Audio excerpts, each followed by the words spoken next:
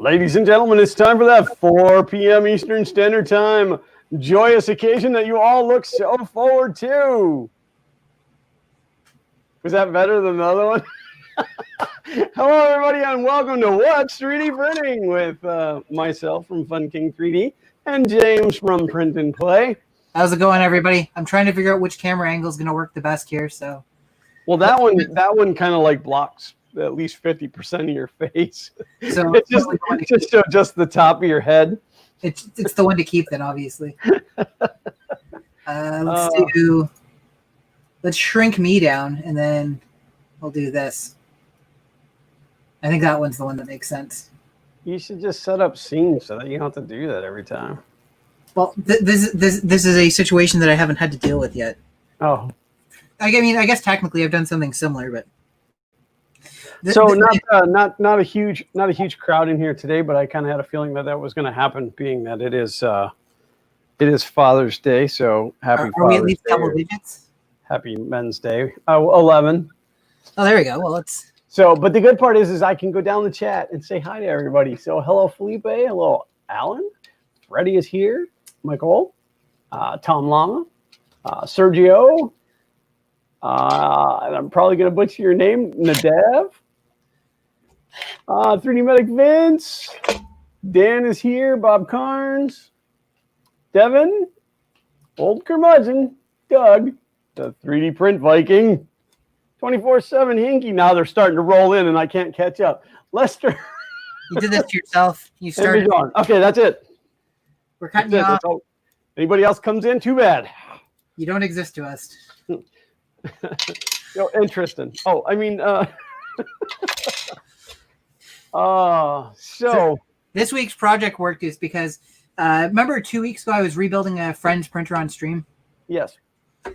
I finished it, more or less. There's a couple little like details to iron out.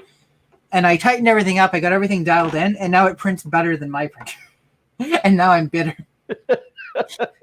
So I have to get this one back on top because the frame on that one is inferior, but we managed to get it pretty decent. So, well, I want to tell a FK1 story because every story with the FK1 is always an adventure, right? So I'm excited.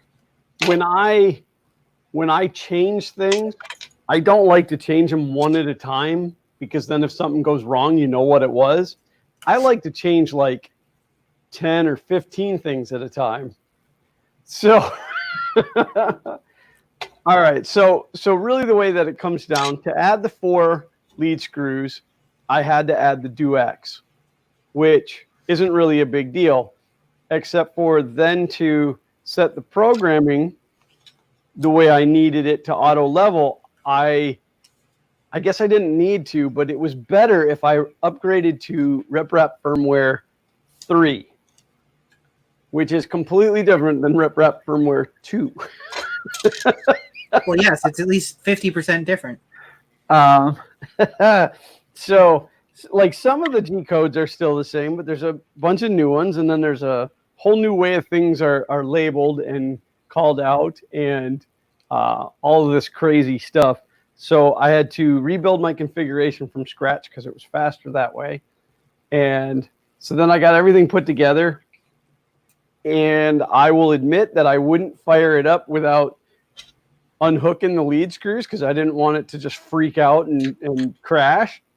So after some rough testing, I decided it was okay. I did cut the lead screws. You guys can see there. They're no longer they're proper.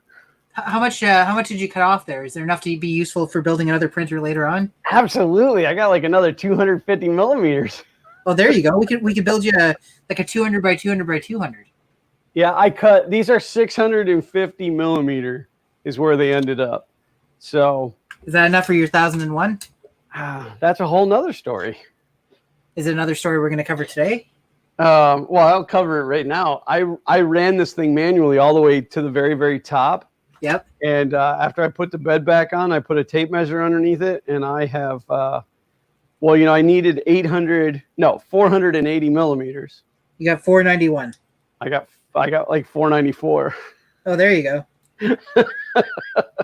So more than enough. is what you're saying. So I didn't have to. I did not have to extend the frame at all. Everything will be okay. And then you see that I have this lovely bed surface on here. Maybe you guys can't tell. Maybe that looks normal to you guys. This is that PEI on it. This is foam board, like on top of the aluminum because I didn't want to crash the nozzle into the bed. That's fair. So, although a hot nozzle will burn right through that and get to the bed anyways. Yeah, but I was just testing, so which is good because that's part of the problem that I'm having. So, let's see. I should have jotted all of this down because it was a fun adventure.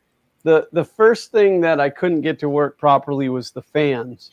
I couldn't get the case fans to come on at all, and that was just because I never told the configuration file that those fans existed. Oh, that's fair. So once I figured that out, then that was fine. Then they were, but then I couldn't run the part cooling fan, which is actually in the software, like it's in the interface. Yep. And it wouldn't run, and so I abandoned that and moved on to a problem that I was having with the panel due. Up in the upper right-hand corner, it would just say connecting. Like it was there, but I couldn't see any macros and I couldn't get it to respond. And it wouldn't not say connecting. And it was causing weird Wi-Fi problems. So I went back and double checked all my wiring. There are two connectors on the Duet Wi-Fi. One is marked Con LCD, and one is marked Con SD. Now, what's that? Get it connected to Con SD? It's supposed to be connected to Con SD. Oh, okay. And I had it plugged into Con LCD. It's an LCD. But in fairness, I didn't go back and look at I'd taken a picture before I took anything apart. So, all right, so I fixed that. Well, that got me to thinking about the fan. So I went back and I looked. I plugged the fan into the wrong port. So once I moved that, the fans worked and all that. But the BL Touch has been buggy. So I started to do research to figure out the BL Touch. And I'm sensing a lot of user errors so far, though. Oh, yeah, of course. There is a lot of people having issues configuring the BL Touch. And like looking at different people's configurations, they were a little different than mine. Some of them had the 950 and I think it's 585 lines reversed. So I kept thinking, all right, it's got to be something software. Well, I found out today it was actually a broken wire in the harness. So yay. So first sprint today is what you're saying? It sounds like it'd be first wire harness fixed today. So. Also, hello to everybody in chat. Since I didn't say hello, happy Father's Day to those of you that have gone down that route. Happy Freedom Day for everybody else. Tristan wants to know if I forgot to wash your neck. If I forgot to wash my neck or if it's an allergic reaction. It's actually an allergic reaction to the COVID-19. COVID chameleon.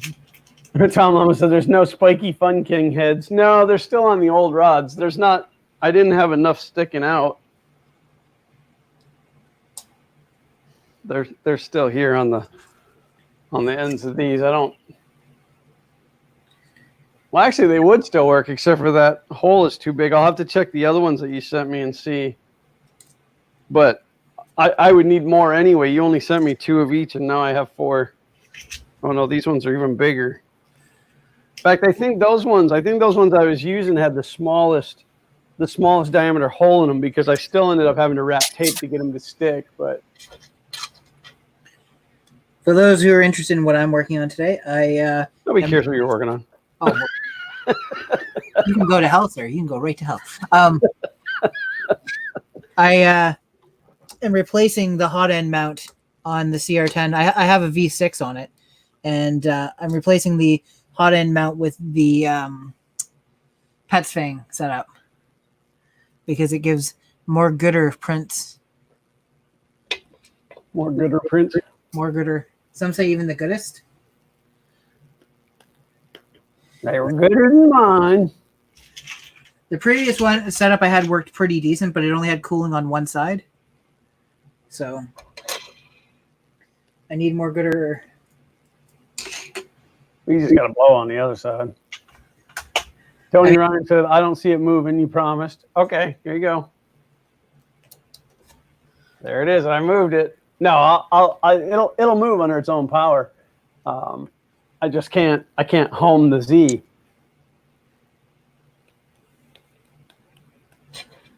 Better find a way to give your public what they want, otherwise I might start unsubscribing. Max Exodus, get them, boys. Tony Ryan said, if you had a 3D printer that worked, you could print some sleeves to fit in the holes in the heads to fit your lead screws. Actually, I think what I need is the same head, but with a magnet in it where I could just set it on there. I mean, it does fit, but I mean, it doesn't fit in the hole, but I mean, it would fit in the bracket. This hot end, I probably could have actually swapped it while I was doing this, but Tom Lum said, wait till you go to heat the bed. The new firmware treats the bed like a hot end. Everyone's getting slow ramp errors with RRF3. Slow temp errors. Interesting.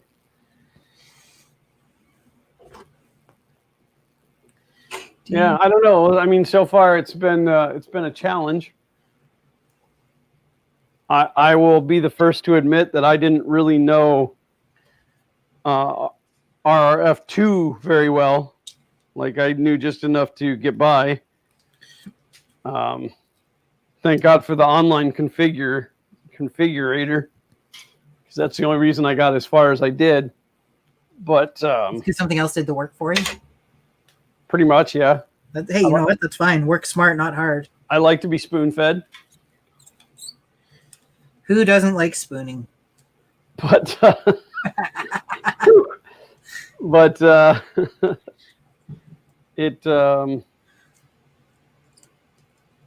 these past couple of days, I've been reading about it for a couple of weeks now, but if it does what it's supposed to do as far as the auto leveling, it will probe the bed in the four corners and then compensate for, or not compensate, but actually adjust by individual Z motor to level the carriage.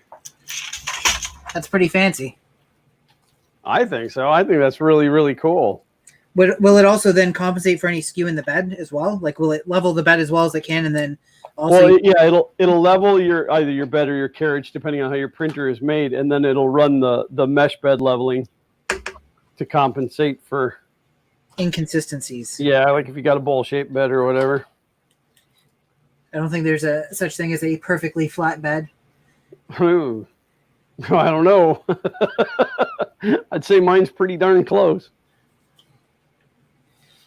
No one knows for sure, but I intend to find out. Reboot. Hello, I'm James, and I like children's television. You're a funny guy, James, and that's what I appreciate about you. Oh, is that what you appreciate about me, Squirrely Dan? Your sister's hot. I need you to take that down about 25%. 10-4 there, good buddy. This is how we need to do the streams from now on. We're going to do every stream as if we're the cast from Letterkenny until one of the cast of Letterkenny shows up for our stream. Oh, yeah. If you guys have never watched the show Letterkenny, probably shouldn't start now, but once you start, you can't stop. Oh, it's a train wreck. I can't look away. It's filmed on location in a place called Sudbury, Ontario, or just outside Sudbury, Ontario, in the fictional town of Letterkenny. A couple of jocks drove up to the vegetable stand the other day. Did that get her done? Tristan said regarding BL Touch on Duet, it's a little confusing in the configurator. The pin numbers for the servo start at 0 in config, but the first pin on the board is actually 1. The whole entire thing is that way. So I have my duet plugged into the probe in, but it's powered off of the first servo connection, which is PMW1, which is also shares with heater E3. But there's like 9 numbers for everything. So yeah, that's been fun. Now with RepRap firmware 3, they did put in a designation for the BL Touch now. You used to have to set it as a Type 5, but now it's a Type 9. But it's still servo whatever. In my case, it's servo 0. So yeah, it's It's been super easy.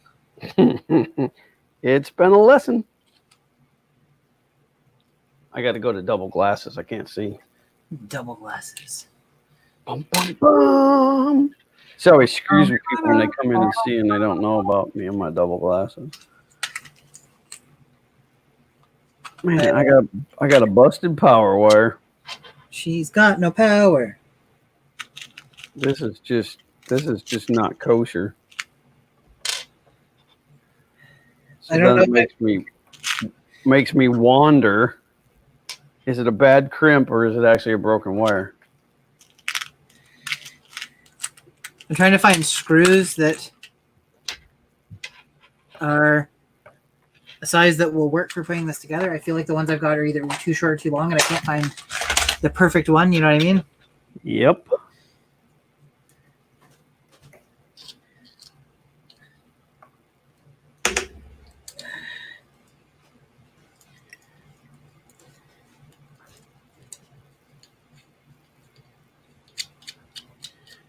That's what I appreciate about you, Squirrely Dan. I also just realized this one print warped, but I think I can get away with it. It warped pretty significantly, though. That's why I say never print in PETG. It'll only break your heart. That's all I print in, man. You still print things? When did that happen? I should have Zach bring up. He came to me the other day and he's like, "Dad, could you print me, that flexible T-Rex?" I said, "The Flexi Rex." "Yeah, could you print me one of those bigger?" And I'm like, "Okay, how come?" "Well, because you printed me flexible Raptors, but they're too big for the Flexi T-Rex that I have." And I'm thinking, well, couldn't I just print smaller Raptors? Smaller's never the option. So I laid it out on the CR10S Pro as big as it would fit on the bed, which was like 350%. And I said, "How about this?" And he's like, "Yeah." So that was like 26 hours. That printer is not fast. Even if you tell it to go faster, it doesn't go faster. Limited in firmware? Must be. I think this is a bad crimp. Fresh crimps from Bel Air. So maybe, just maybe, I can fix this by just recrimping the end. That's not the way this works. But Bob Carnes wants to know if it's worth the Hulu subscription to see it. It was to me, but I won't guarantee that's for everybody. I mean, I'm not even Canadian, and it's worth watching. Let's put it this way. If you have a sense of humor, it's worth it. Otherwise... I mean, there's also some stuff that some people might find offensive. It's yeah. I mean, it can get a little bit rough. It can get a little raunchy, but I don't know. It's pretty darn funny. We should look up the actors from that show and see if they'll come on.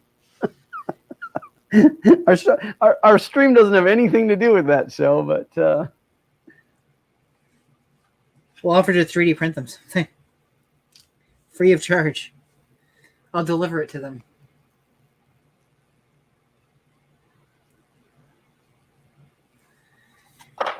I was trying to be nice and open that connector up to salvage the wire, but I Nope. just ended up ripping the connector off.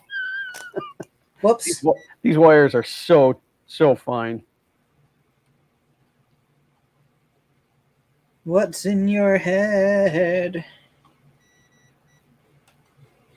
Is Xander filming one of his Minecraft videos or whatever today?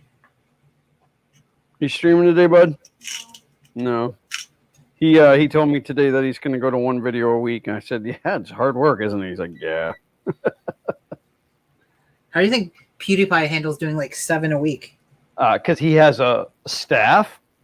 He does now, but for years it was just him. Yeah.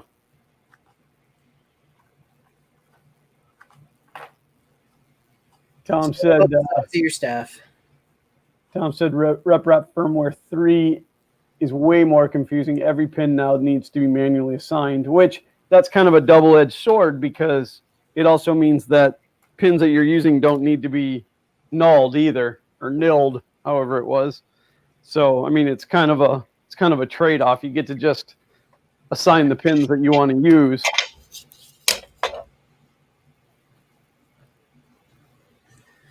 Oh, I'm tired today. How are you doing? Oh, I'm hanging in there. I don't know if I told you, but my abscess tooth came back this week. So my face was all swelled up earlier this week. Sounds like you have obsessive compulsive disorder. Yeah, well, it was like the last time it swelled up, the doctor gave me some antibiotics, and then it went down, and I thought, all right, well, I'm just going to ride it out because I don't want to go to the dentist. That's fair. Mainly not during the COVID thing. And then all of a sudden it popped up again. And so I called the doctor, and they were like, well, we'd like you to come in. And I'm like, I'd rather not. For being honest, I never want to see you again. Well, I just, I said, listen, I've been self-quarantined since sometime in February. I don't really want to go out. And so then they agreed to go ahead and give me a prescription for antibiotics, but told me if it didn't calm down in 2 days that I needed to come in. Well, let's see, the next day, I'm going to tell a gross story. If you're squeamish, turn away now. Alt F4, get out of here. Unsubscribe. I mean, don't unsubscribe. No, we don't have to be that drastic about it. No, Grisilla, so that would have been Thursday morning. Grisilla and the kids went to the beach. And so she said, oh, I'm leaving. So I went to give her a hug, and I purposely it's on this side, and I purposely put this side of my face to her. Well, she swung her arm up to hug me and ended up like jacking me right in the jaw.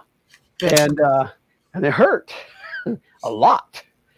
But what it did was it opened it up and it got it flowing. And all of a sudden the swelling was gone within a couple of hours. And it was like pure relief. So if you ever have an abscess tooth, just get your wife to punch you in the jaw. I don't even have to ask. But I do I do need to get over to the dentist. Because it's a recurring issue. Yeah, the problem's not going to go away.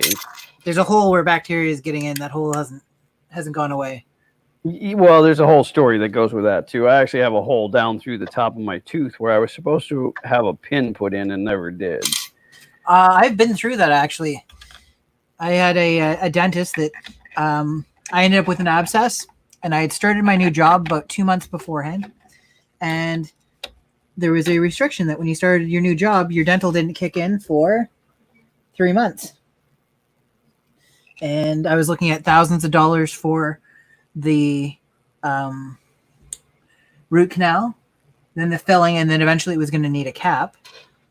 And the infection was really bad, as you probably know. Like, you, having been through it, you know exactly what I'm talking about. Yep.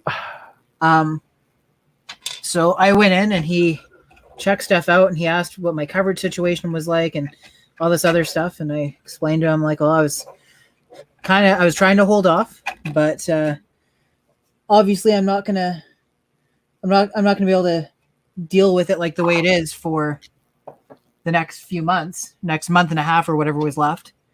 He said, no, I understand. So he did the root canal, and he filled the holes where the roots were with antibiotics and stuff like that. And then when he was done, he said, "Okay, when do your benefits kick in?" And I said, I gave him the date, and he said, "Okay, what I've done is I've done a temporary filling while the antibiotics and stuff do their work. So I'm scheduling you to come back in a month and a half, and we'll finish it then. And until it's finished, I can't really bill for it." So he took no money from me that day. Wow. He ended up. There's a Rogers building near where I work, and my understanding is he actually ended up getting a job there. Rogers had 250 employees, and then rather than pay for dental benefits, they actually just hired a dentist to be on staff. That's awesome. So people didn't have to leave for the. Well, I mean, it's a double-edged sword, right? Because it's more control over their staff because people no longer had to leave to go to their dental appointments. Your dental appointments can now they encourage them to schedule them during work hours, but because you can now do it at work. So yeah, I don't see a downside to that. You can't use the dentist as an excuse to get out of work, but that is, I mean, I'm saying that was their benefit is that, and then like the dentist is obviously on the side of the employer, right? So like if somebody's like, "Oh, my mouth is really sore after going to the dentist," but the dentist is like, "Oh, I think you can still work." You know what I mean? Yep.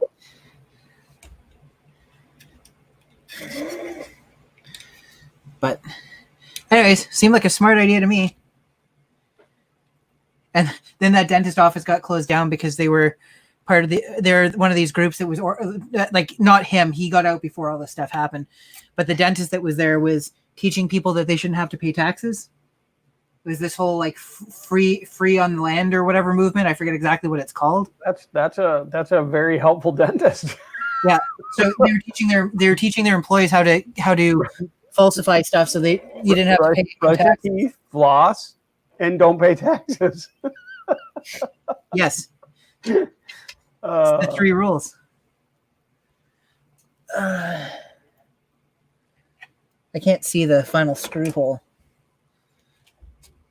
Bernatar told me to get that tooth yanked. The poison will affect my heart. Oh, that is actually something that you have to be concerned about. Absolutely. My problem is these teeth right here are bought and paid for, and the tooth that's bad holds those in.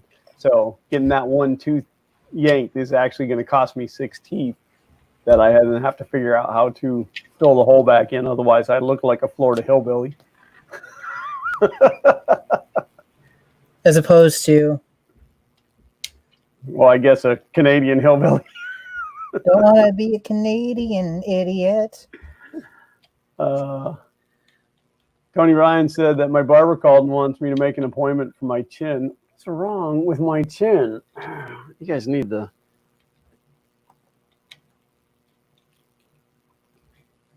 Check that out. Woo! You guys are jealous, aren't you? I hate it. So, I should probably. James doesn't even know this. That's going to come as a surprise to James. But I decided today that this is likely the last live stream that I do with this beard on my face. Like that pause for effect. Yeah, I'm gonna shave it off. I was gonna shave it off this morning, but I didn't get around to it. So, yeah. For a second there, I thought you saved me a hard conversation that we're gonna have to have.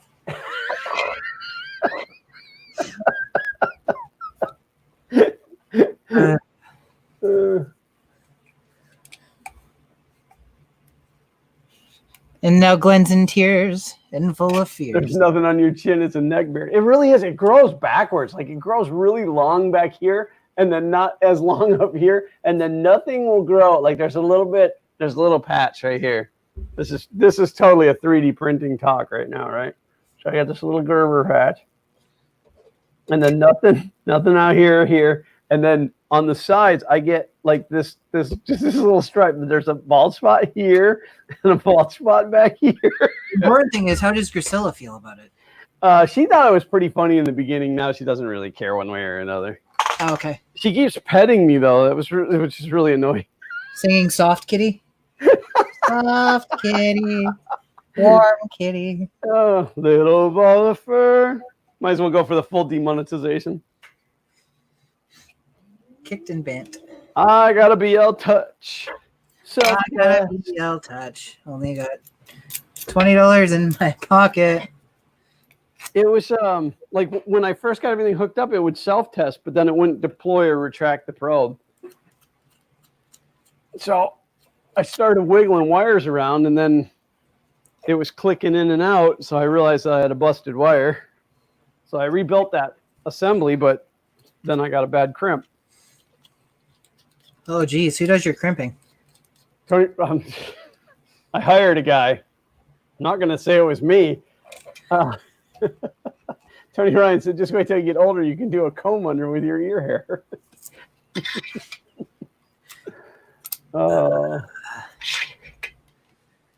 Well, my work's almost done. How's yours going?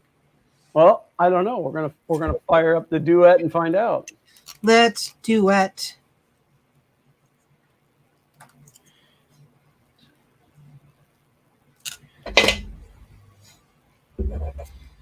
When anybody look at me typing my password, I don't want you to know what my FK1 Belly button. is. Password's belly button. All right, let's see. I have a cheater here that lets me move this before I home it. Look, it's moving. Okay, home the Z. Give me a second. I got to make sure I got enough distance just in case I got to hit the emergency stop. What happened to caution to the wind? I thought I taught you better than this. And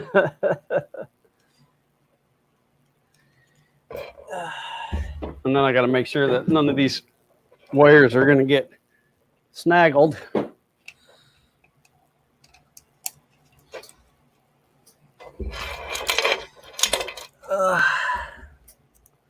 Come on. I'm going to at least throw a temporary zip tie on them. Temporary zip ties always become permanent on my stuff. Well, no, because I need to rewrap all of this. I just don't want to wrap it. Right now? Yeah, until I know that everything's okay, because then I'm going to end up unwrapping it. Okay, well, other than the fact that I think I'm going to install an Noctua fan on here. But you got one? I got one right here if you want. Here. Oh, I wish I had unboxed. We should have set that up. I'm going to unbox and then we're going to do this again. We're going to do it right. I'm looking because usually I have a box for one down there. We're both going to screw this up. You're going to stick yours back in the box. I'm going to pull mine out. I was like, damn it. Here, I got one right here. Thanks, Glenn. Hey, there's Glenn. Let's try that one more time. Glenn, there's no fan in here. Oh, well, now you're holding both. Well, there's no fan in mine either. So Okay, all right. hand it over. All right, one more time. Here it comes. Okay. Oh, I got one right here for you, James. Thanks, Glenn. Hey, Glenn, there's no fan in here. Well, there was none in it when I gave it to you. You're going to have to pass me the fan that you have. Oh, this one here? Yeah. All right, here you go. Thanks. Oh, there we go. Damn, we're so pro. Nobody suspected a thing. We're so pro. It only took us like 35 tries to get it right. I used to run that Fang, James, using a hang tight one now. I do not know what hang tight is. Feel free to educate me. If that's possible.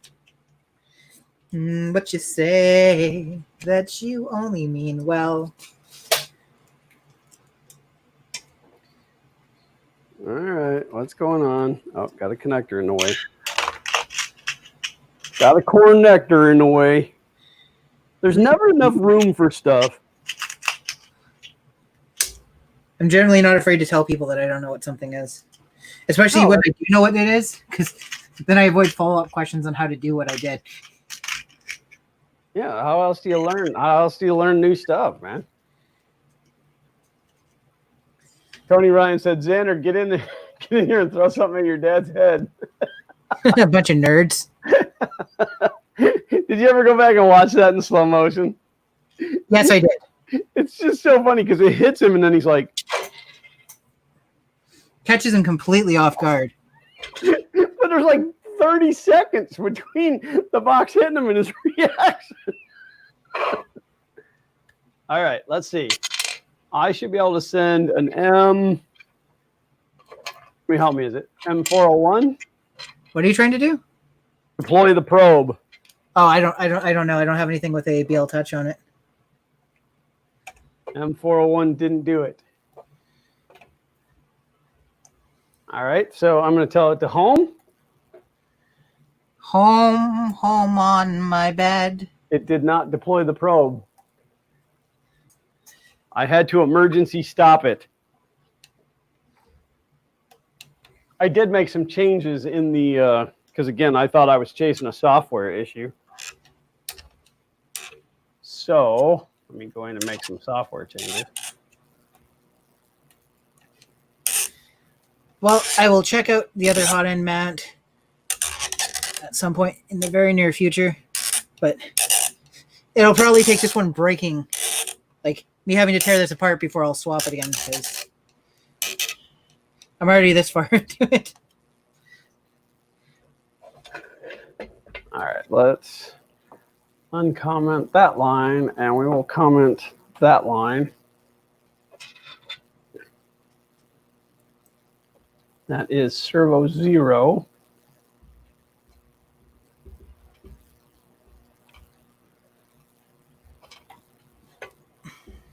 Yeah, then I didn't realize that when you flash the firmware on the Duet, it doesn't do the panel do. You have to do that separately. So I went in and flashed the panel do to the latest version as well. And I found out that they had a version where you could put your own logo on there. So, of course, I had to do that. Gonna have fun everywhere. Now it comes up with the Fun King logo and says FK1 on the screen as it's booting. And I like it so much, I just keep rebooting it.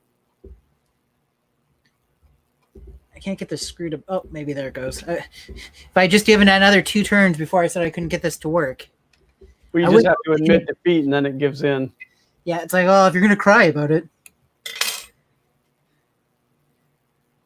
Hey, yo, maybe I'll fight Apollo and maybe I won't. Let's try an M280. So the spot where the 40 millimeter fan mounts is warped, but I can get at least 2 of the screws in, which is good enough for me.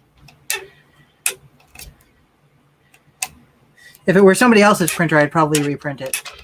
But I'm all about form. Or all about function over form. If I can get both, I'll do it, but I'm not going to waste 6 hours reprinting a part when the current part works and it just doesn't look as pretty. Power cycle this thing.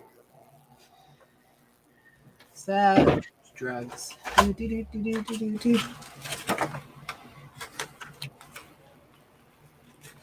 Yeah, it goes through the self-test, but the other issue that I'm going to run into now is I've been chasing this problem for like 2 solid days. Yep. And there's no telling how many things I changed to try to fix it. I'm going to assume anything that doesn't work is your fault at this point. Oh, yeah, absolutely. Point of failure. Glenn. I honestly have no idea what I'm doing, nor do I have any business of building my own printer from the ground up. Yet here we are. All right, let's go to macros and let's do pin down. No. Oh, the pin went down. That's good. Pin up. Oh, the pin went up. That pin is on fire. Looks like Glenn crossed a wire. Now, I don't know, like when you run the self-test, it just, I don't know if you guys can hear that.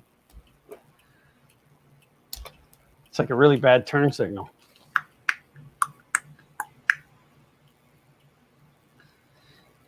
All right, so let's try it again, eh? If she cheats, she cheats. Or if she cheats, it's over.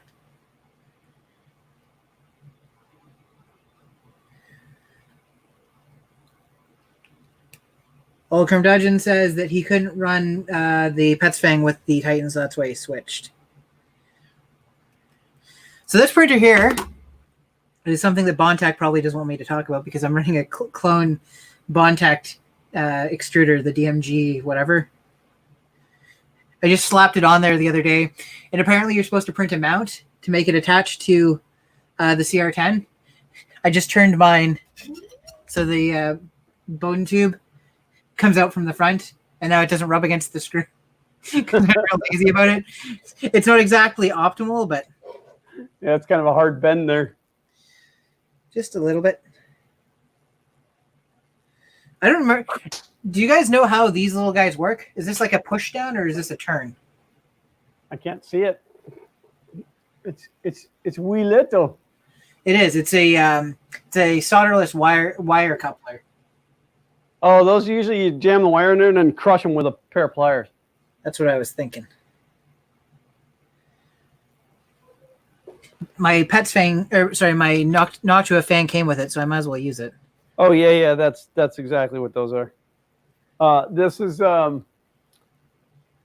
Z speed is definitely slower, but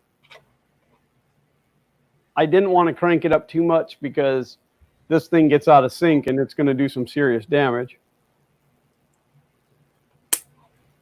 But it has deployed the probe and it is homing really, really slowly. Yeah, that worked pretty well, these little clasps. Yeah. It's a 5 out of 7. A perfect clasp. Sometime today there, boy. Chocolate rain. Another centimeter. And it doesn't trigger and everything broke. Of course, now if that happens, you're going to blame me. Success. I mean, none of it's dialed in, so I still can't print, but... Not with that attitude, you can't. Yeah, I have to go through the whole setting the offset and blah, blah, blah for the BL Touch again. But that was success right there. Would you say huge success? Like, are you making a note there, huge success? I didn't say huge. I said that was success right there. Aperture science. I mean, I've been chasing this problem for 2 days, but what are you doing, Kat? Why do you got to be so destructive?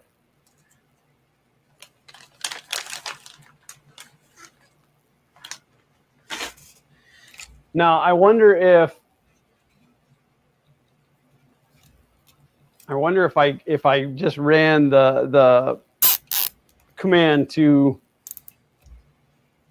have it sync the four corner. I mean, it's this board's not flat, but at least I could see it do something. I suppose I better wrap that wire up first. Got to wrap the rascal. You got to get a camera to give us an angle. Chewing on stuff. What's that? So, and you have to get a camera to give us an angle on what it's doing. Yeah, well, now that the lead screws aren't sticking up into the ceiling fan anymore, yeah, I can move it around all underneath here. That's good. There's a story that goes with that too. So I took the lead screws. I figured out how long I wanted them to be, and I took them out to the shop, to the big garage. Yep. And I dug up one of those old plastic miter boxes. I say old. I guess you can still buy them, but I got a fancy electric one now. But you know what I'm talking about, right? You just mount it down to the bench and you put your trim in there, and then it holds the saw for you. Yep. So I got that out with the intentions of putting it in there and using a hacksaw to cut them nice and square.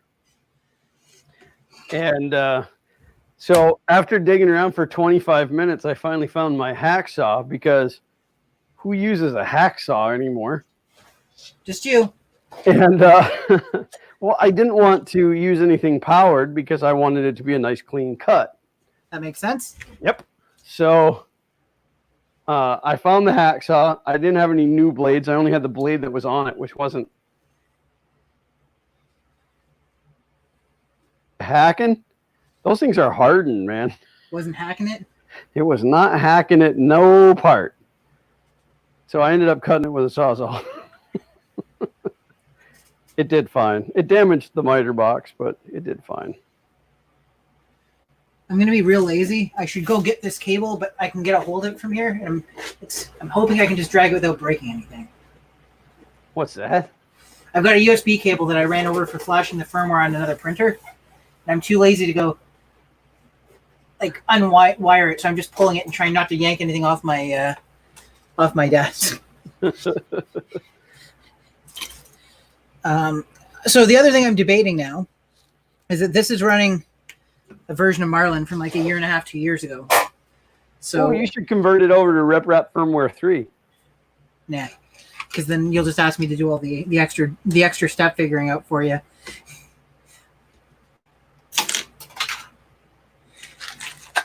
I was born at night, but it wasn't last night. Are you frozen? Oh, you were frozen there for a second, I think. It burped on my side. It went black. That was more like a fart. No, Xander said he lost connection too. Apparently Zach did too, because I just heard him go, oh.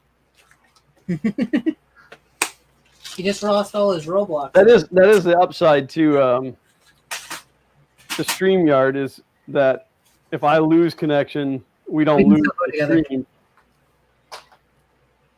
So I might as well show this off a little bit. Yes, you might as well. This is that printed printer that I've been working on. This is actually a functional print part that I printed off of it because nothing else was running. And it turned out real nice. Pretty clean. Pretty happy with it. That printer's now just sitting, being unused over on the desk because I have some stuff that I need to fix on it that I haven't had time to do yet. You say that I didn't have motivation for it, but I do. Just, you know how it is. Yeah, I don't got time to do nothing. Just watch Letterkenny.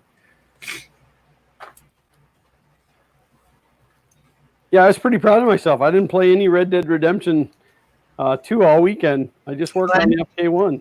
Glenn, pitter patter. Pitter patter. If a friend asks for help, you help them. That's right. That's weird. Why did this? Oh, maybe this is. The great part is half the people watching the stream have no idea what we're talking about. No. Yeah, the episode that I just watched was the one where they kept doing the "I hate that word." Oh.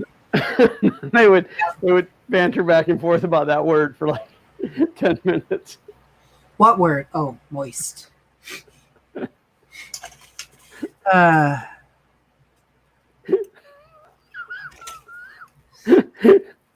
Oh, there's so many things that show makes me laugh, but I can't talk about on this stream because it would get me demonetized. It would get your channel demonetized, but it would get this video demonetized. Yep. Or they just like completely just cut my video off and make it disappear like they did to Tom Llama, apparently. No word on that yet, huh, Tom?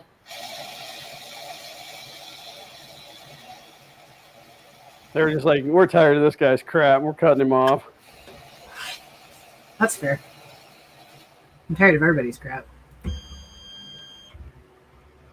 I'm trying not to stand with my back to the camera. I don't want to be rude. I don't want anybody looking at my bum. Nobody wants to look at your bum. There's a lot of bum looking going on. A lot of bum talking. Sometimes you just need to stop the bum talk. Let's do G1, X150, Y150s. Let's do a feed rate of 5,000. Robert Reynolds says, I think it's because he kept saying triggered. I think we're golden. So now the question is, do I finish getting things set up and do a print and see how much improved the print is, or do I now update the firmware to Marlin 3?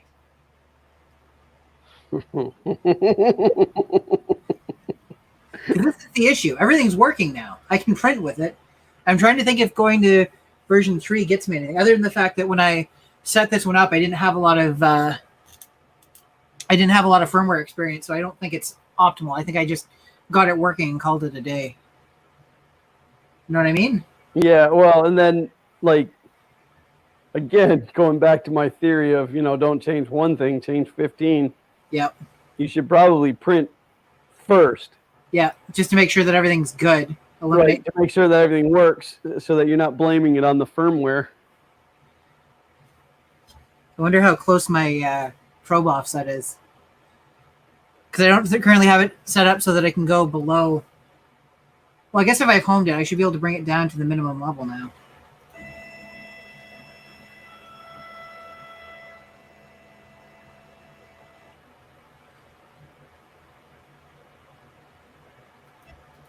Man, when I designed this thing, all the tolerances on this, it's so tight. There's just no room for any slop or error or connectors out of place or.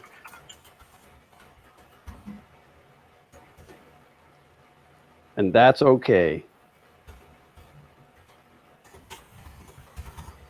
Okay, we're going to try a test print and see what happens.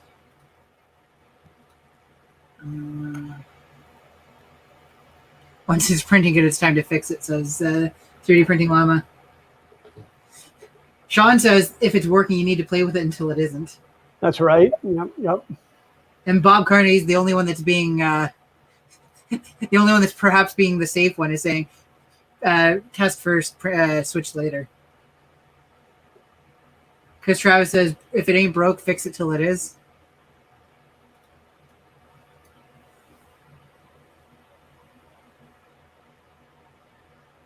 So I also spent some time this week updating all of my Octopies because they were to the point where they would no longer do auto updates.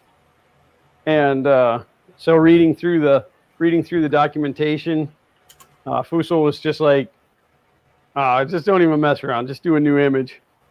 So I took them one at a time, and I just did one, and I got to the Pi that it had 3 profiles on there. It had the Robo R1, the CR10S Pro, and Taserface. And so I ended up updating, like when I was updating it, I put the Robo, because I still have the Robo. I've given it away, but it's still here. And so I put that, and I thought, there's no way I'm putting Taserface back in here. I will never, ever make that mistake again. Who's Taserface? Oh, Taserface is the A8. The E12. E12, sorry. Yeah, that Tom Llama has now. That prints beautifully for him. Yeah, that's no longer an ANET E12. I think the only thing he kept was part of the frame. I eyeballed my Z limit, so we'll see what happens. Whoa, whoa, whoa, whoa, whoa, whoa, whoa, whoa, whoa, whoa, whoa. Whoa. That thing suddenly decided to start moving the Y in the wrong direction. Why not?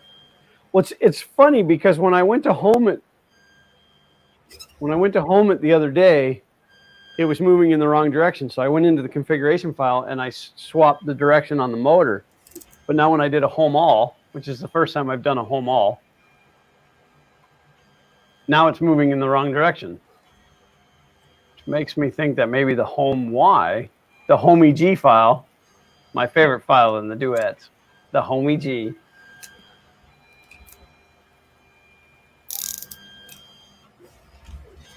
There's a cable tie here that just got stuck under one of the wheels, so snip, snip, hooray.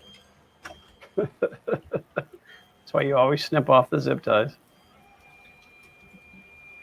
Well, we can't all have people that do that for us, Glenn. Glenn's got a zip tie snip guy. Yeah, he just like sneaks in and... Yeah, why? Oh, I know why. Did you goof? No, I bet when the configurator made the files, it made the homey G file, but not the home all file. Because the homey G's got a negative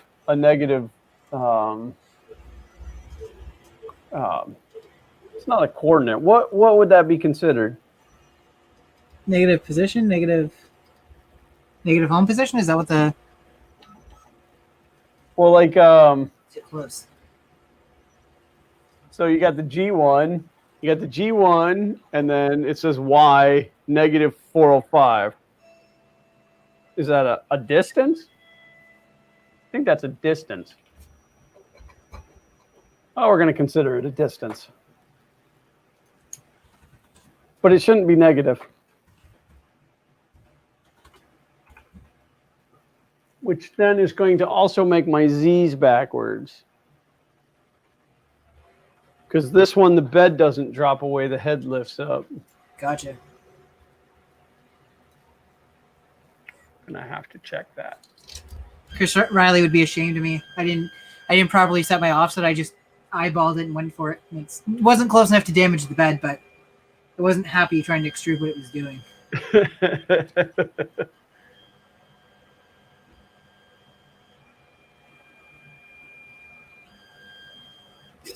So Z5 and then Z negative 5. Oh, gee. Let's see. Let's do 400. So if that's the case, then those actually should be negatives. No, I'll leave them all spinning backwards. It doesn't matter. Sometimes I have to have these whole conversations in my head. Tony Ryan said, just post a short video in any of the 3D printer Facebook groups and ask, can anyone help me out with this problem? Oh, those groups make me want to punch myself in the face repeatedly. I keep like text on one of my notepads of IC3D, 3D Fuel, and Printed Solids websites, like in a line, because of the number of times a day people say, where can I buy filament in America? Amazon's all sold out. I'm thinking, well, you shouldn't be buying it at Amazon anyway. Tristan wants to know where my end stop is situated for X and Y. There's actually micro switches on the back side of here. It's really here. Let me see if I can wing this camera around. See how much cord I got. You ever set the height of a probe and you're like, oh yeah, that's almost like dead on with the nozzle, and then when you start to actually work with it, it's like 4 millimeters above it. So until it's close to the bed that I can eyeball, like, oh yeah, it's. So I got the Y end stops here. The X end stops here. So this the back right is my home corner. It's my home's corner, and I did that so that when I print, I can print up in this front corner and then send everything home away from.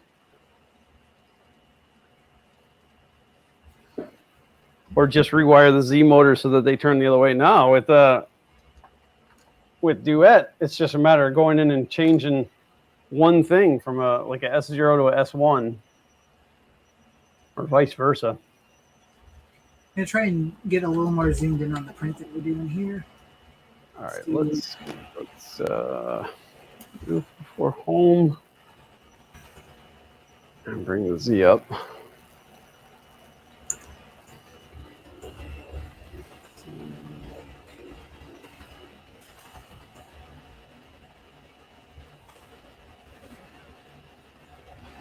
See what that does for us.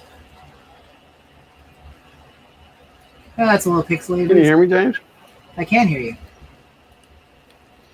I apparently dropped. I apparently dropped again. Other than the fact there's a little bit of filament mess that's very visible in my camera.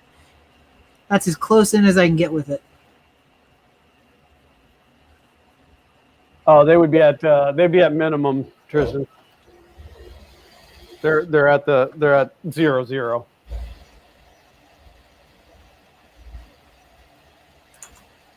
All right, we're gonna do a home all, lift the Z, and the Y is still running in the wrong direction.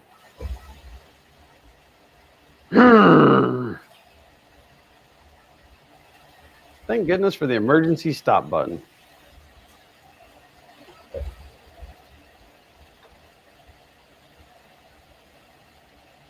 But if I home the Y, Yes, I am. Definitely printing Glenn a beard comb.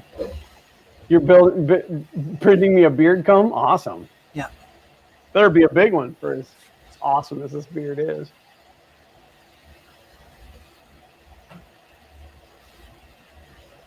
Nope.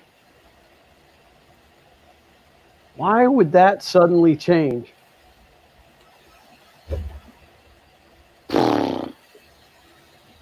What'd you do, Glenn? You I said don't new know. firmware, right? What's that? You said new firmware? Yeah, but this portion of it's been working since then. But I mean, there's no telling as much stuff as I've changed around. So we are going to change that to an S1.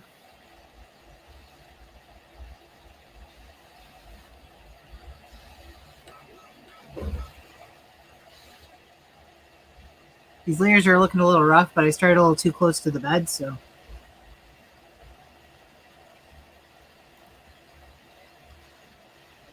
Also in video, it kind of looks like it's curling up in the front, but it's not.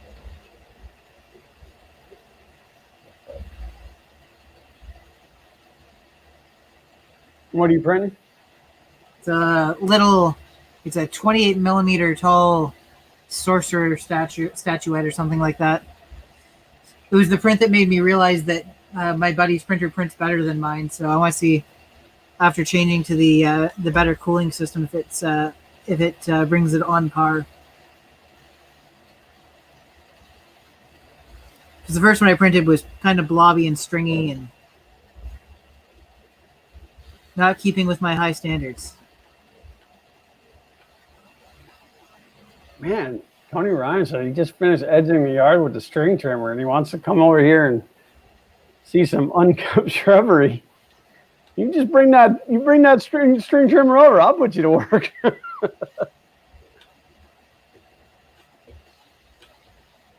I don't know what a string trimmer is. Why do you need to trim your string? Weed whacker. Oh, okay. I know what a weed whacker is. I'm gonna power cycle this bad boy. And Tom, yes, it's the newest interface. Everything has been updated to the latest and the greatest. Well, the latest anyway. I like that I installed an Noctua fan on here when the blower fan that's for cooling the part is obnoxiously loud anyways. Always. Those 5015s are ridiculous. They do a great job, but... Well, and I can't seem to find one that works well with PMW, PWM, whatever it is. Pulse with modulation. Yeah, it's like all or nothing. These ones have been okay. They kick in probably around 40%. Actually, no, they'll do 30 because I've got some of my PETG profiles that keep the cooling fan at 30% and they spin.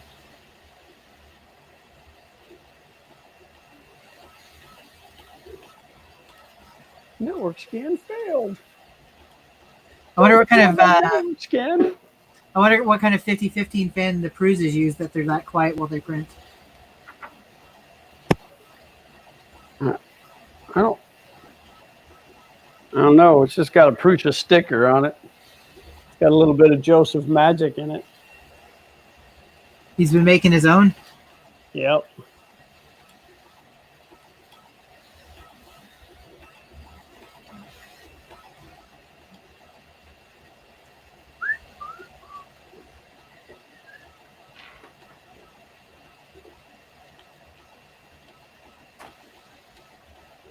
So this thing takes about 45 minutes to print at 0.12 millimeter layer heights.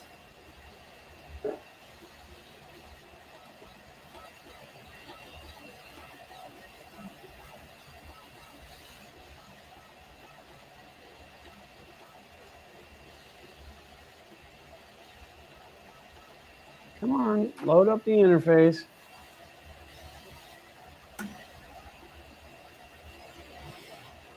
Typing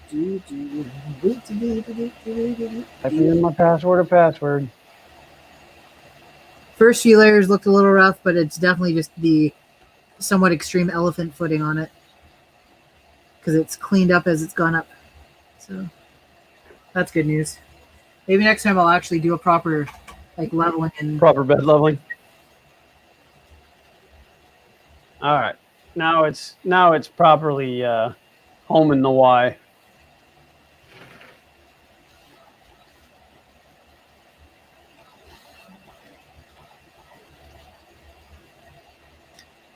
it's not proper setting, it's the retraction. It pauses every time it does a retract.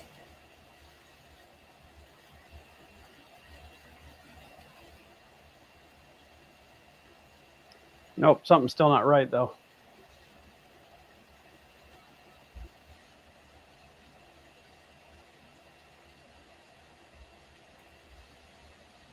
I was really hoping to see a benchy come off that thing today.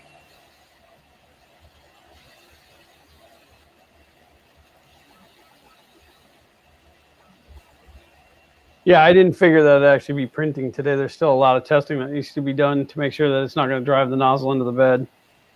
You just do what I did, where I just didn't care. I have a $150 PEI sheet. Is it on it now? Yes. Okay, it was not last week.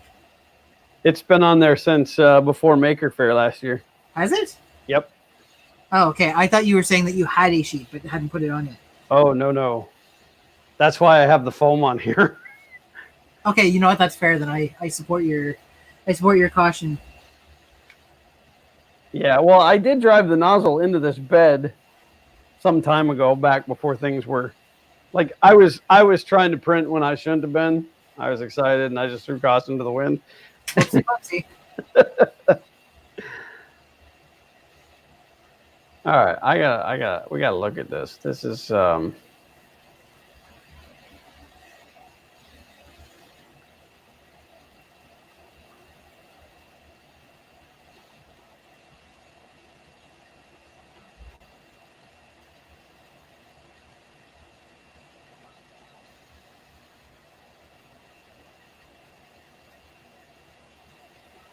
So this is my original CR10, and I like the motors and the frame. I think are the only thing that are left that are original.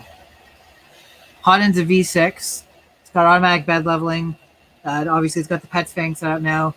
It's running a clone Bondtech extruder, MKS Gen L board. And it's not the original power supply, but I didn't put a good power supply in it yet, which I should. But it's not the original one, but it's not a good one either. yeah, like it's important. I do mean well. I mean, I plan to mean well. Tom, I've actually got a macro that I wrote on here that lets me move things before I home them, because that was really annoying. Is your Y moving the right way yet? Well, it depends on which button I push. If I push the home button, it moves properly, but then when I hit the -50 or the +50, it's moving in the opposite direction. Are you sure you're just not confused? I might be. -50 should be moving you towards your homing point. What's that? -50 should be moving you towards the homing.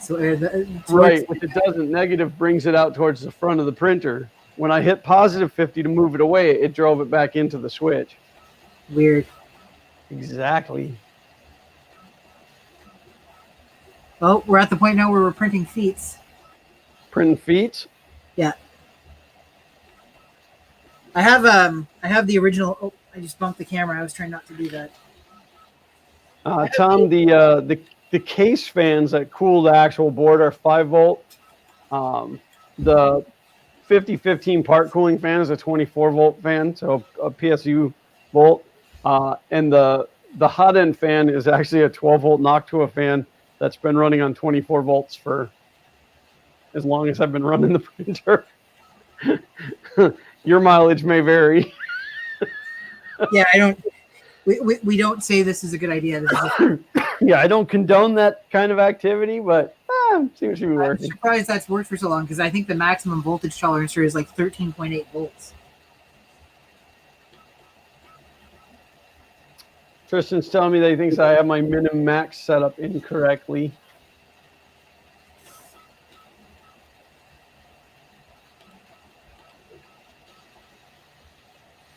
Yeah, do you have it currently set up to home to Y max instead of Y min?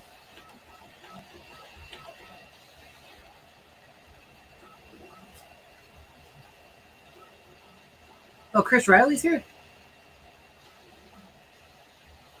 Somebody said hi at Chris Riley. Glenn, are you gone again? No, I'm here. Oh, okay. You're sitting real still there for a second.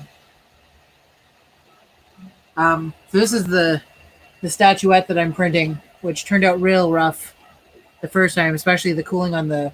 It's really hard to show off, but the cooling on the sword wasn't great, so it's really just a bunch of stacked blobs versus... I wonder if I do it like this.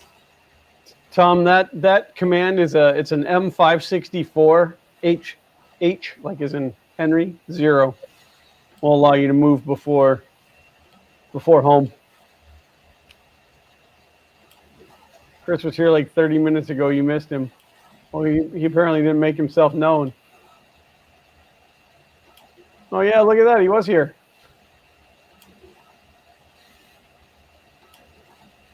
Focus on my hand. Glenn Hogue in the house. I can't get this to focus.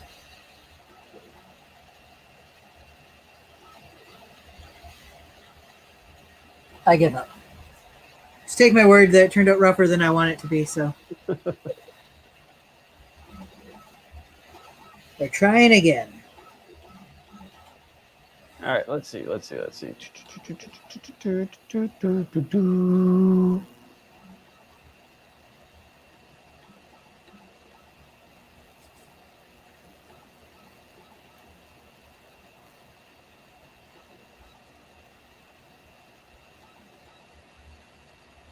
Axis limits. Know your limit, move within it. Axis minimums are 0, 0, and 0. And then my maximums are 400, 1200, 475. Even though I got more than that, but that's all I'm getting. I got downvoted some on Reddit this week. Somebody posted that they had a 24-volt printer and they needed to connect some 12-volt fans up to them and asked if they could just use the butt converters. And I said, well, if you're using two identical fans, you could actually just connect them in series and you could run both of them off 24 volts, and people didn't like that answer. So, well, if you connect them in series and you've got two 12-volt fans that have the same power input, then they're each going to take 12 volts of the 24. Right. You're going to have twice the load. It'll cut the voltage in half. But the problem is that has to be an always-on fan if it's. So it was the fan for, he had the fan for his hot end, like the one for the heatsink, and the fan for the control box. Okay. And they were both connected to the board, so I figured like you basically disconnect them both and then just connect the red from one to the black of the other, and then connect the two remaining ones directly into one of the power, and you're fine. Yep. Don't need any additional hardware. Work with the fans that you want, somebody also posted a use case where if the fans don't end up being identical and one like is like a 20 milliamp fan and one's a 30 milliamp fan, then it doesn't divide the 12 volts. And I'm not enough of an electrician to know for sure. But there's going to be enough tolerance built in that I don't think you'd feel that. They provide an example where basically one fan would end up getting 6 volts and the other one would end up getting 18 volts, which would be... Sounds good to me. It's just another day at Glenn's setup. That's right. You know, like at the point that I'm like, well, I can't get a 24 volt knock to a 40 millimeter fan. I'm going to put a 12 in there and see what happens. Is it louder than it should be? It's probably, but you still don't really hear it. It moves some darn air though. You know, everybody tells you that the Noctua fans aren't that they don't move enough air to keep your hot end cool, and that you'll end up with heat creep. I don't have that problem.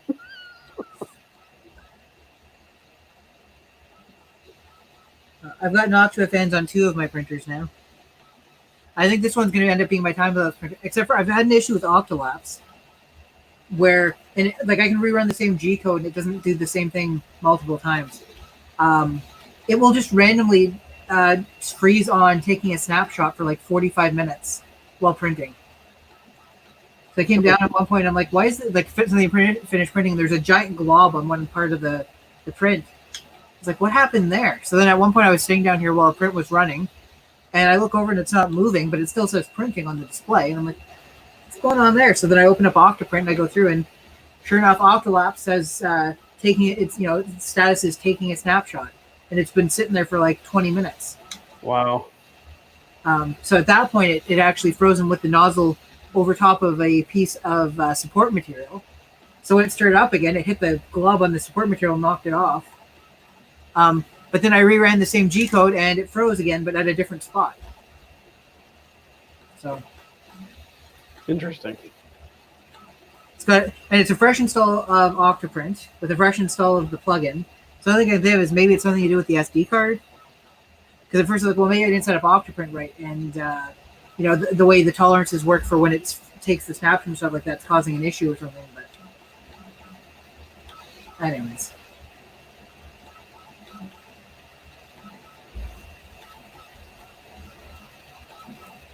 All right, so Tristan told me that not to worry about the way that it homes.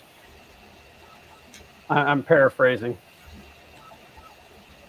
He said, when you move your carriage in firmware, that will determine your direction. Forget homing just now. So I changed it. I reversed it again, and that makes the firmware portion of it correct. So now I need to go in and fix the homing files. I need to stop throwing caution to the wind. Or throw more caution to the wind. So this was the original mounting setup I had for my my CR10, which is as basic as it comes. Just 2 pieces that screw together that hold the V6, and then one that attaches to the side that allows you an adjustable fan on just one side. And then you could actually mirror this and attach one to this side as well if you had 2 fans. I don't know. 2 50-15s. I don't think the neighbors would appreciate the noise that creates.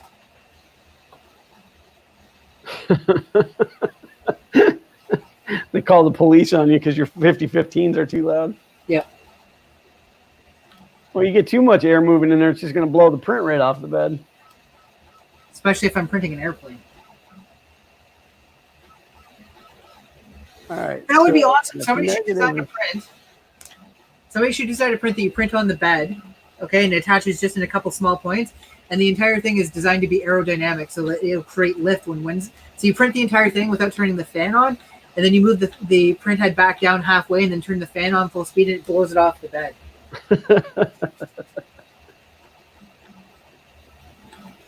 That would be fantastic. I would like that very much.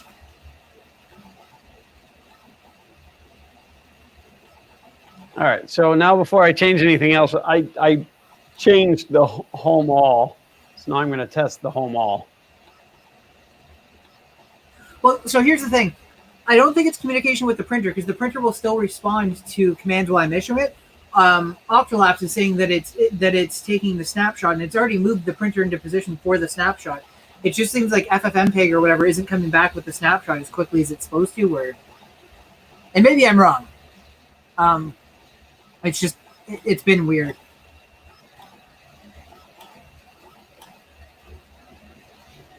And the issue does not occur when I'm not running Octolapse. But I can continue to stream it, so I could record video from the onboard camera or from the connected camera. But I'm running a 5-volt 3-amp power supply, and it's the one that comes with the kit on Amazon. The what's the brand of all those Raspberry Pi kits that you can get on Amazon? CanSpec, something like that. Oh yeah. Can you do the can? Yeah, it's can something. Yeah, I can't remember. So this isn't looking great, but also I'm printing this off of Repetier host, so it's not even like running a tuned profile for this printer. But I'm curious to see what happens with the sword, because the sword was primarily a cooling issue. So since the fans are running at 100%, it should look better even if it's stringing.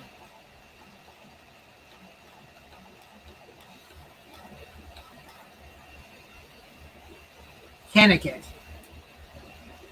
What can I Tristan's got the answers.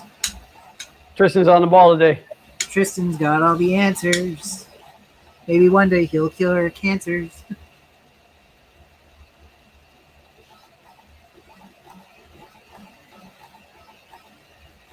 All right, so that becomes a negative, and that becomes a negative. I don't know, Tony. I've been trying to get a printer set up just for doing time lapses so that I can add them to my videos, and so far it's feeling like it's more hassle than it's worth. And if I've learned one thing from watching Baywatch, you never hassle the Hoff. Hassle the Hoff.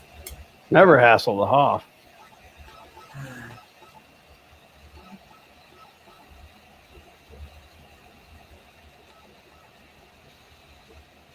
It's looking decent. That's a decent looking crotch we've got there. It's a decent looking crotch. It's a decent looking crotch. It's a really clean crotch you got there.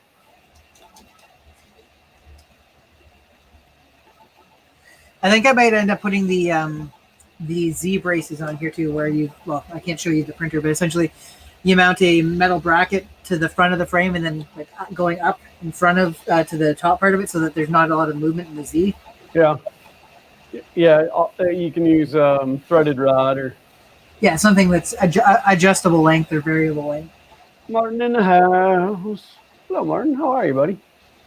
3DP Iceland. That's one more than 2DP Iceland.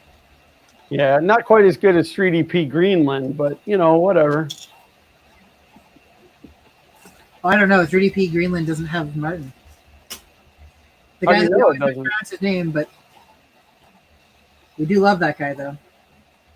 Oh, he's not listening, is he? Don't want it to go to his head.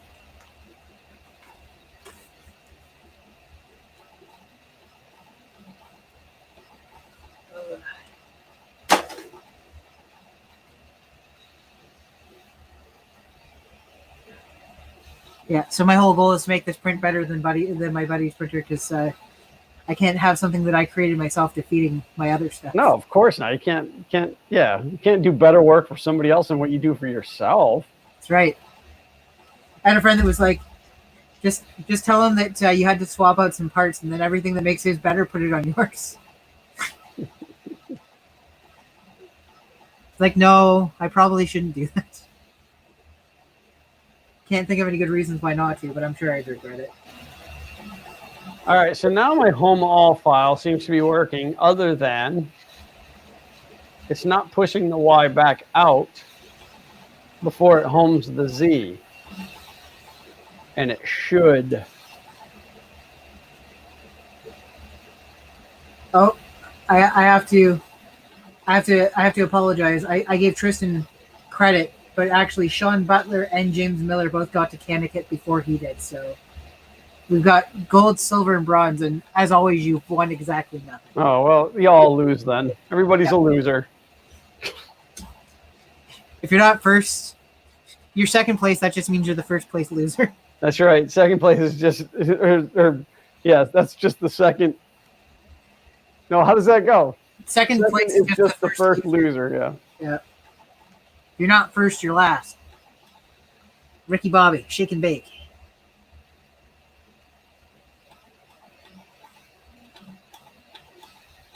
It's a little stringy, and I think I've got my retraction set a little too fast for this clone Bondtech extruder. How many metal shavings do you like in your filament? It is not. It's not pushing the Y back out.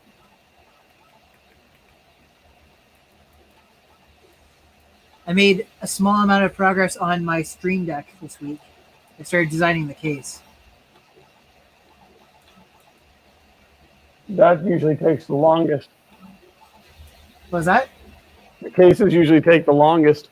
Well, the first thing I did is I designed this little piece here, and essentially I'm making it so that the little um, not surface mount, but like the little switches you use for when you're doing Arduino work that fit right into the board. Yep, the moms.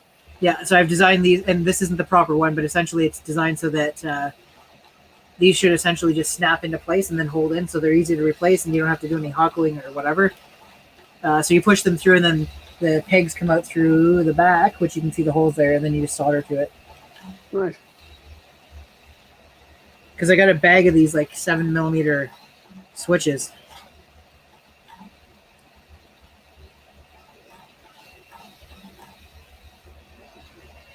So she's a little stringy. I'm just going to spend 2 hours homing this thing. You All said right. you can't go. I see. Did you figure out what the problem is? Yeah, well, it was pushing out, but apparently somewhere through the configuration, I only had it pushing out 3.5 millimeters. It wasn't even, like I couldn't even see it moving. It was such a slight amount. All right, so then what is it G30 to run the bed G? I'd say anyone but Tristan.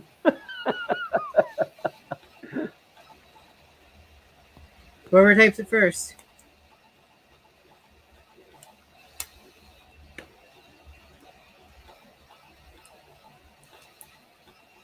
Well, that worked too well.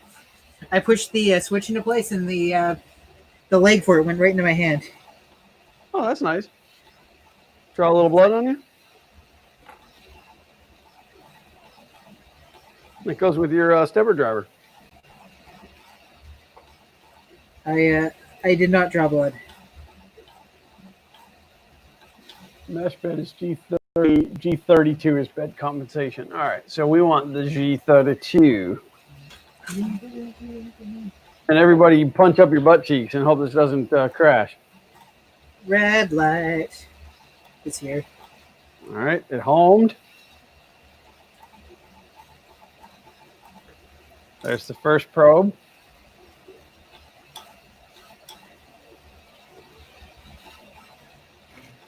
And then it crashed. And did the battery just crash? No, the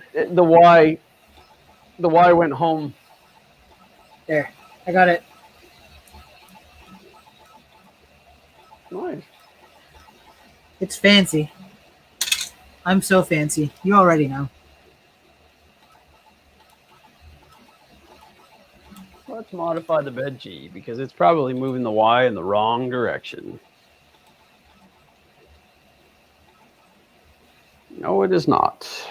Alan King says, I print PETG less than 50 generally. I print 50 or less for PETG as well.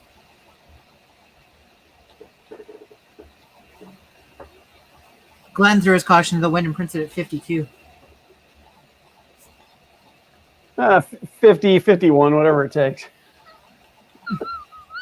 1001% speed. I like me some Pet G, man.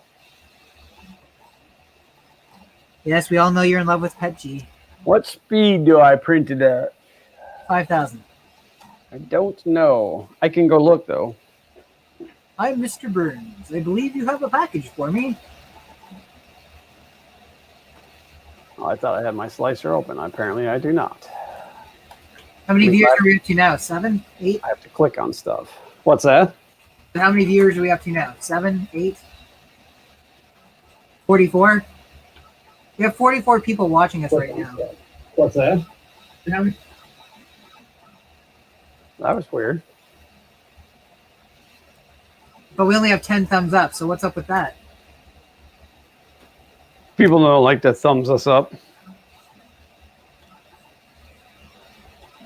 You sent me a UOK on 44 watching's pretty good for Father's Day. I didn't figure anybody would want to show up. I was already in here. Was I already in here when you said, "Are you okay?" on Twitter? I like just as I clicked send on that, I turned and looked, and you were in there. Oh, okay. So it was I kind of was gonna say, I think I connected instantaneous. around 3:55, but then I'm like, well, that's from 3:57. So, Yeah, because we were like 3 minutes out of starting. and we were on time today. All right, let's see. I just realized I don't even know where the roll of filament that this is feeding is from it because it fell off the spool holder. I think it's just down on the ground and it's pulling it in.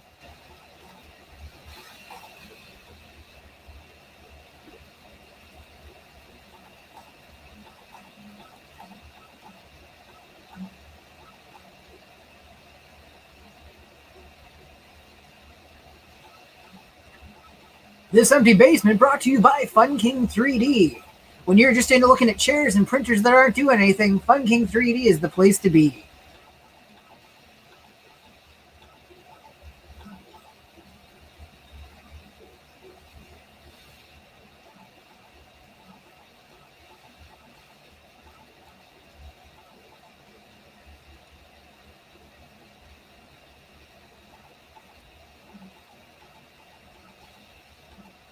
So now I only.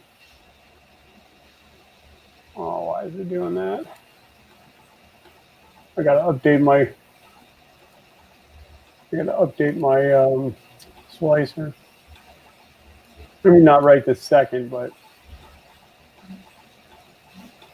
Once this print's done, I'm going to put the printer back where it's supposed to be and then probably try rerunning the original G code that I was using on it. I don't know if I'll bother to update the firmware. Like, I feel like I should while it's out, but I also feel like it works fine. Everybody in chat, what's the biggest change in the new version of Marlin? Was 2.0 is the current or 2. Whatever that wasn't present in the 1.9 that would help me with my CR10. Let's see if somebody can make a compelling case for me not being lazy.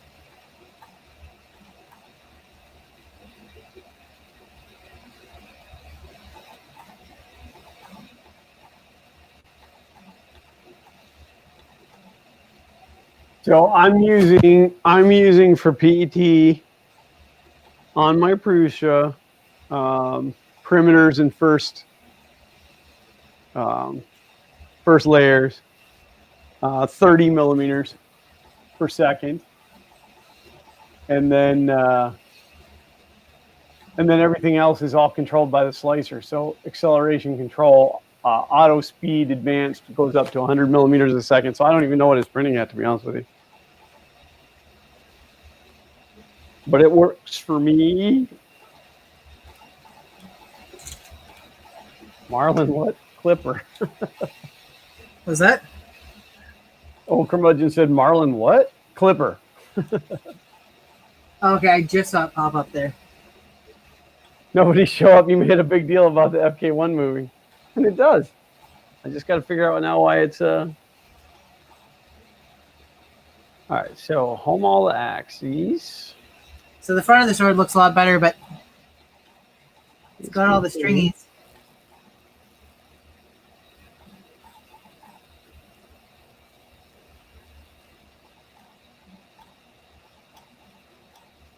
All right, maybe it is actually doing what it's supposed to do, and I panicked and stopped it too soon.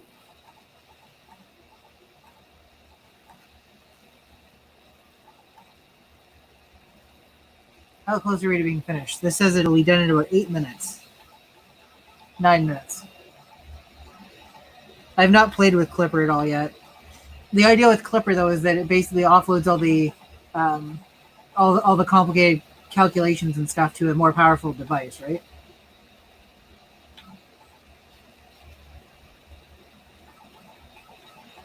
You've got to know the answer, Glenn. Oh, that was to me? I Well, haven't played with Clipper either. I have no idea. It can be to Chad as well. That old curmudgeon, he'll get it.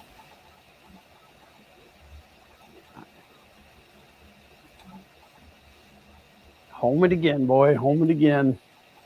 Home on the Z. Yeah, and then there's this. I don't know if you guys just heard that. There's like a popping noise, and it sounded like maybe something like the nozzle punching through the foam, but it's actually this piece of belt catching on the side. So that made me panic for a second. All right, and then G32 is going to home again. Somebody else asked me to take a look at the firmware that they were coding that works on a similar principle. I haven't had a chance to do it. They asked me like just as the COVID stuff was starting. I was like, well, I'm glad to try on any new version of firmware and stuff like that and play with it a bit. It'll be a while before I'm doing anything experimental with my printers.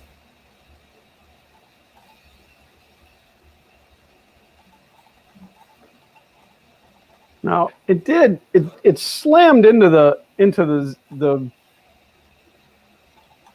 Y end stop pretty hard, and I don't know why, but I don't know why.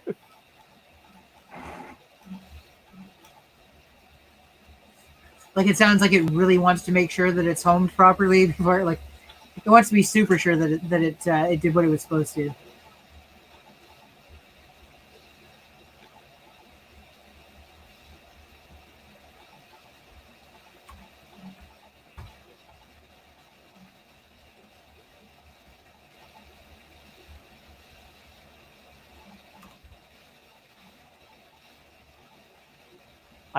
I want to now knock one of the Z's out of alignment. Just to see it fix it. I don't know what it's doing right now. This is scary.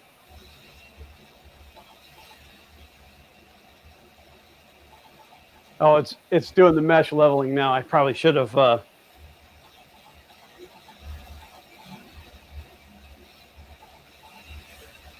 I do like the approach of not having. Sorry, go ahead. What's that? Oh, they're talking. Old Curmudgeon was talking about how Clipper uses a config file, so you don't have to recompile your firmware like you do with Marlin every time there's a change. That's one of the things that drives me nuts. Is that like, oh, need to change this value, and if it's not addressable by something you can save by doing the running the M500 and stuff, then you know.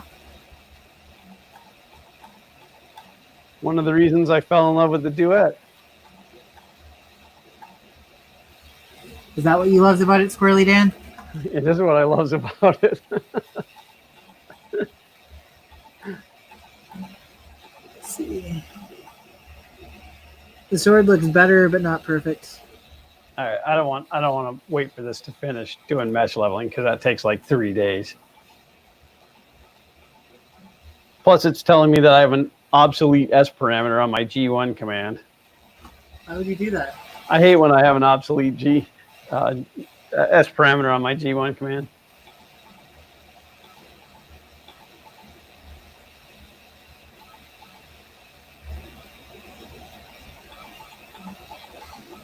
Yeah, the retraction was off by 1.5 millimeters in this, so.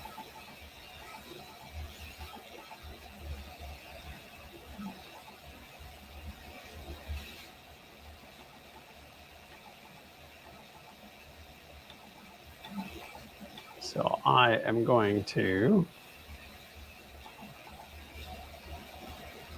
shush out the G29.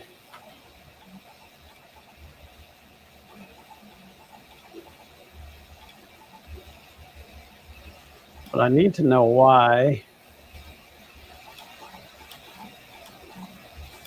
Maybe it's time to play with Clipper. They're making compelling cases for it. They're making compelling cases? Yeah.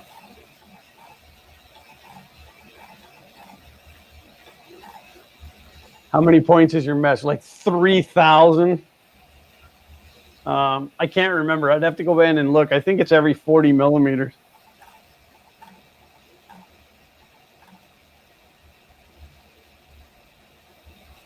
All right, so it's homing. It's then lifting the Z. And then it's going to 0 and 0, but that's when it's like crashing into the.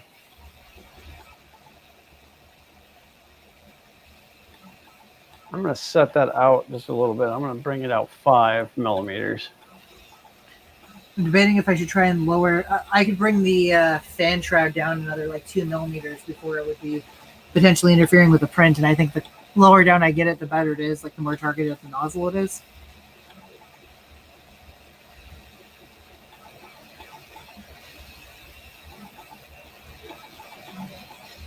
All right, we're gonna try that. I believe in you, Glenn. You exist.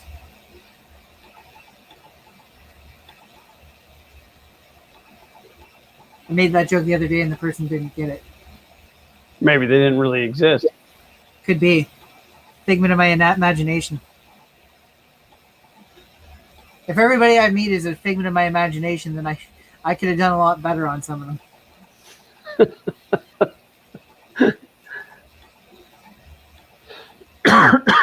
All right. Gonna home it all. Come on home, boy.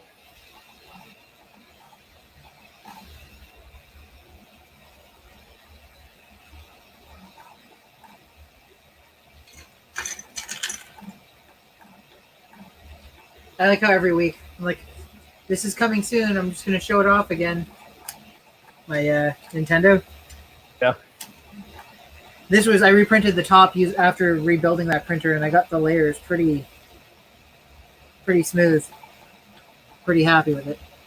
Also, my Mark 3S will be here on Wednesday. Excellent. So I may schedule a pre-live stream next Sunday before this to do the assembly. Well, I was gonna say, should we expect a live stream? Yeah, because nobody's ever seen a Mark 3S put together, so I think it's important. It's not about seeing the printer get built. It's seeing how many times you get hurt. I mean, I'm emotionally scarred every single time I'm online, so. I got told for the first time in my life the other day that I look like Bubbles from Trailer Park Boys. I'm like, that's a new one on me. Kudos to you. Like, the only thing is you need better glasses. I'm like, oh, okay. Well, I'll hop right on that. Yeah, it's I don't know what it's doing. Well, there's that guy that always lets the machines win.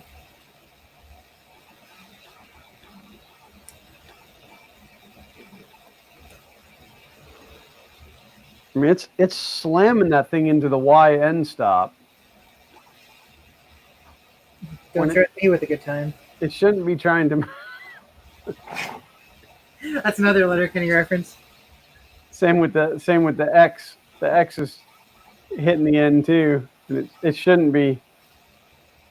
It's almost like it doesn't know where it is. Is it possible it doesn't know where it is? It is possible that it doesn't know where it is. I mean, it's running a home. Maybe.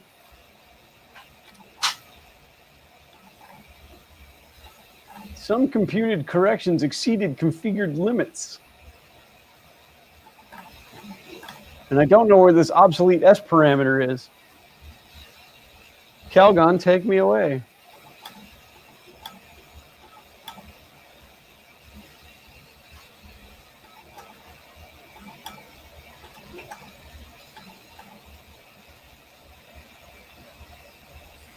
At retraction set to 100 millimeters a second, and the Clone Bondtech extruder is not enjoying it.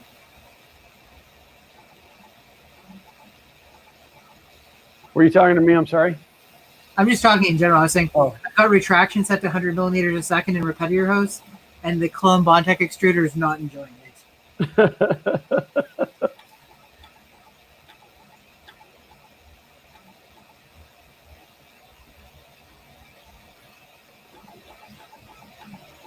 All right. So,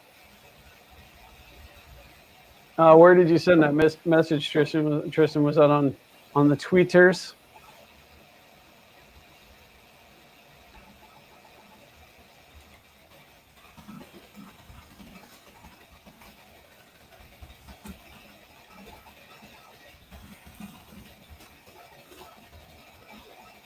All right, so apparently it doesn't like my G commands, my G1s. Hey, Glenn, I sent you a message too Where'd you send it? on the Twitters.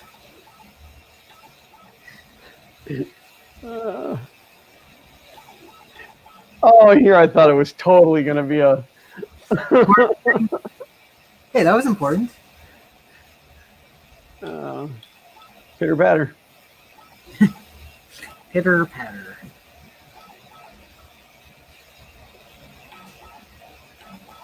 He's a good boy. Hey, Kay. Glenn started watching Letterkenny. I can't look away. All right, so that's got to be an H1, and that's got to be an H1, and that might be the problem.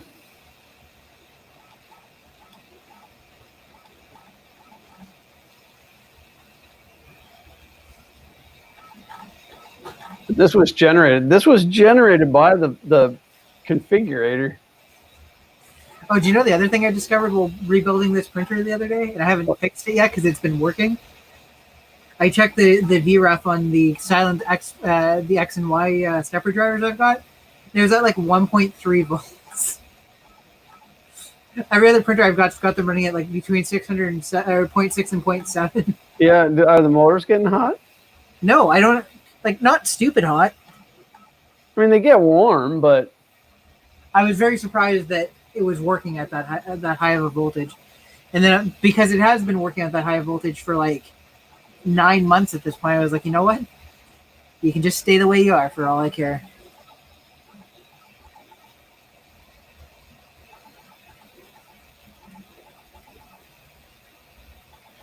all right. No more complaints about the invalid S or the outdated S parameter.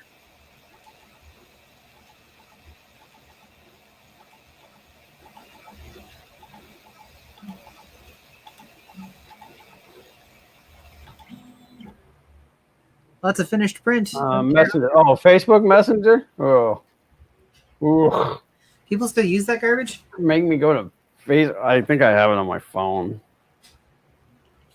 I need to get my little spatula to take this guy off the bed. Oh no, that would have been to the Fun King Facebook. Is it something I need to read right now, Tristan? How could you not be part of the Twitterverse, man? Twitter is where the 3D printing community is. At least all the good people. All the good people and Glenn.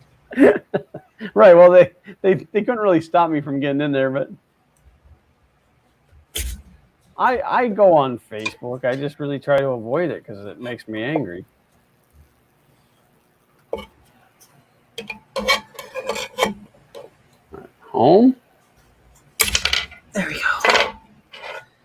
Let's look it over. So the sword is definitely improved, but globby because of the stringing. No, it is slamming that Y into the end stop as though it needs to move. All right, I got something going on wrong.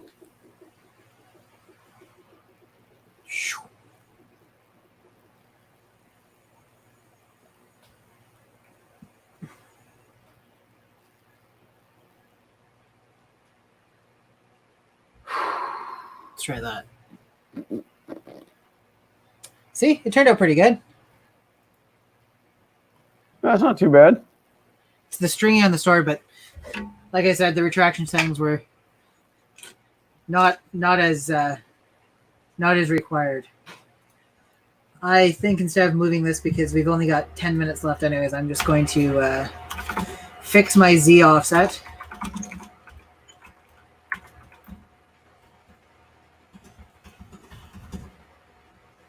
Get things reheated, reslice this file.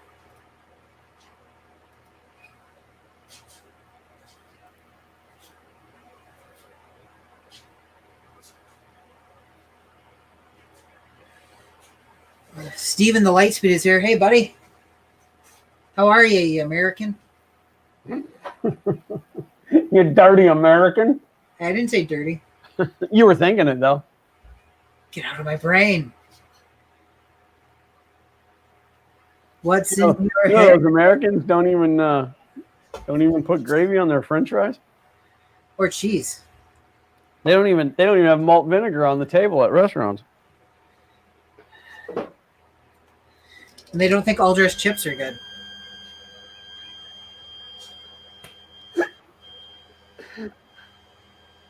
But they do have 6 different kinds of Captain Crunch. Capped and Oreos. 5 billion different types of Oreos.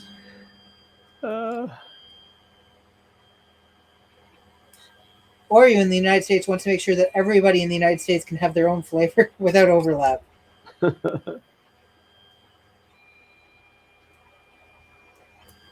No, the end stop seems to be responding fine. It's just when it goes to do the bed leveling. So it does a home, my bed G file, which I created out of my own brain, so it's probably wrong. But it homes, but before it homes the Z, the Z, I have it move out just a little bit so that it's not homing right in the corner. I don't know why. Doesn't make a difference. But then all of a sudden, when it goes to do the measurement to level the carriage, it's not like it's supposed to move to 0, but it's not moving the 5 millimeters that it's away. It's moving what seems like significantly more. And you know what I didn't check? You didn't check yourself before you wrecked yourself? I did not. I measured the Z, the steps per millimeter for the Z, but I don't think I ever checked it for anything else. So I'm going to do that now.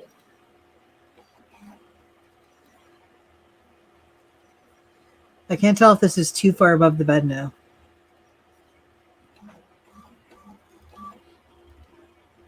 Is it sticking?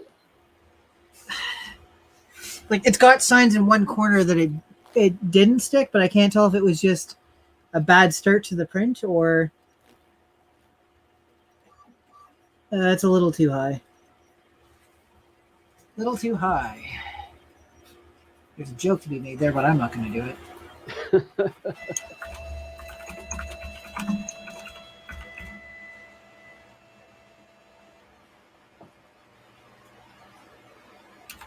Well, one lesson that I have learned from this project is I will not ever change that many things at the same time again. You say that now, but I don't believe you. I mean, the problem is I knew that I needed to install the DoX to do all of this. I didn't realize that there was a RepRap firmware 3 and that it would make my life so much easier. Make my life easier to run the 3. All right, so we're going to go 50, 100. 100 millimeters. Oh, dead on. So that isn't the issue.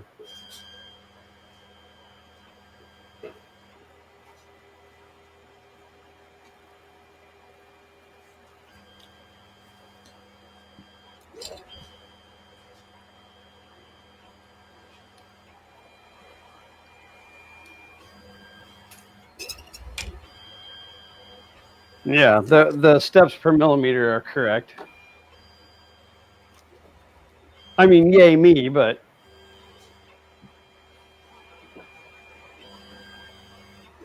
so it could still have a lot to do with that I haven't done enough research on the whole setting up of the multiple Z's.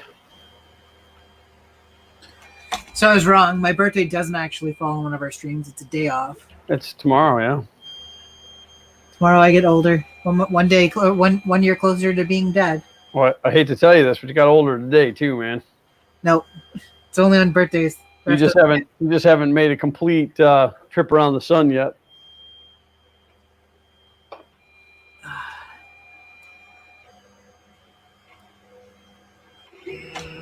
All right, so I have a line in my config G file that tells the printer where my Z motors live.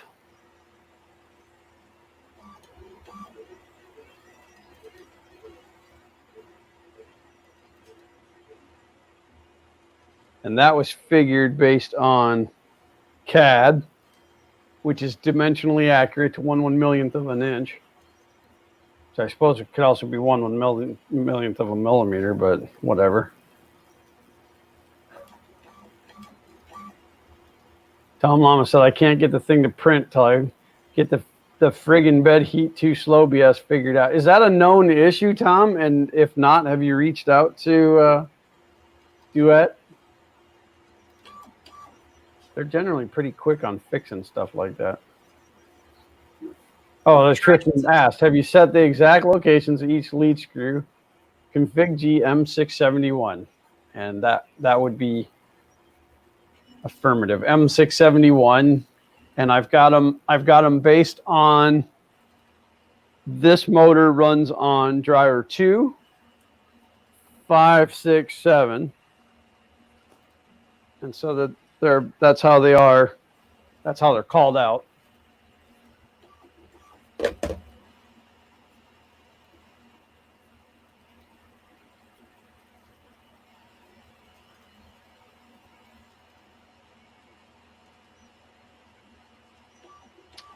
But Who you calling that?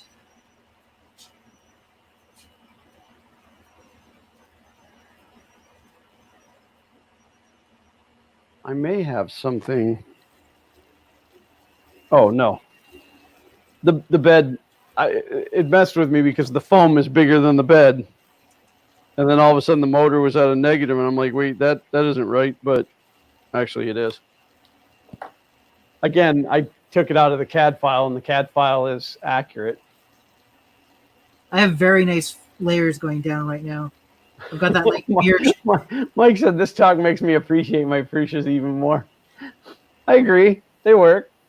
I never said that I was good at this.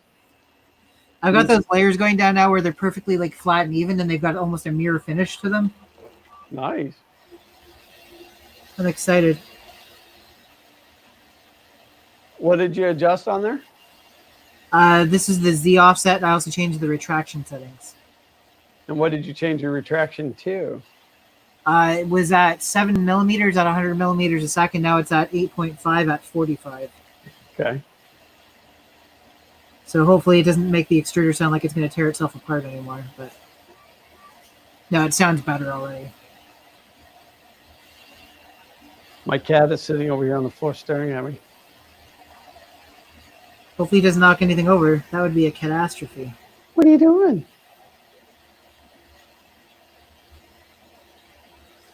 And again, my roll of filament is just sitting somewhere on the floor right now, being pulled across the floor by the extruder. So it fell off the hook when I moved the printer over here, and at some point I realized that I never picked it up. So who needs a spool holder?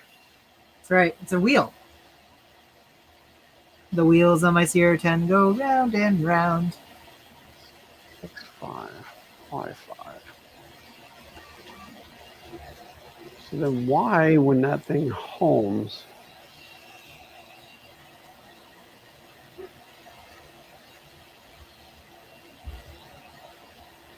all right, so I have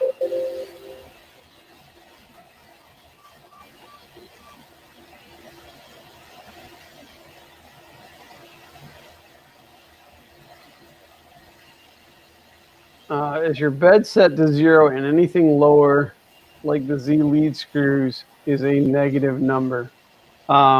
Technically, it would be as soon as it does a home all.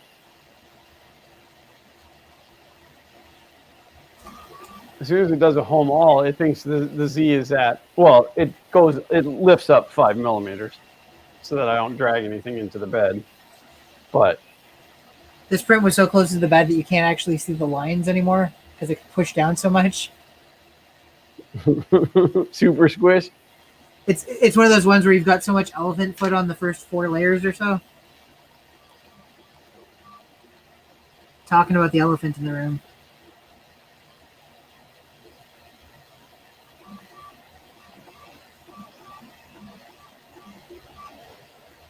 But my BedG file calls a M561, which clears any bed transform. Then it does a home all, which leaves the print head Y out just 5 millimeters, I think. And then it lifts my Z by 15 so that it doesn't drive the nozzle into anything. And then it starts calling the G30s. But it calls the G30 at... Oh, I just lost my connection to the printer. This is It's doing back. some weird things for the infill. It's doing like this, and it's almost like it's still doing still doing top layers where it's like doing like lines one way and then lines the other way between layers. Huh.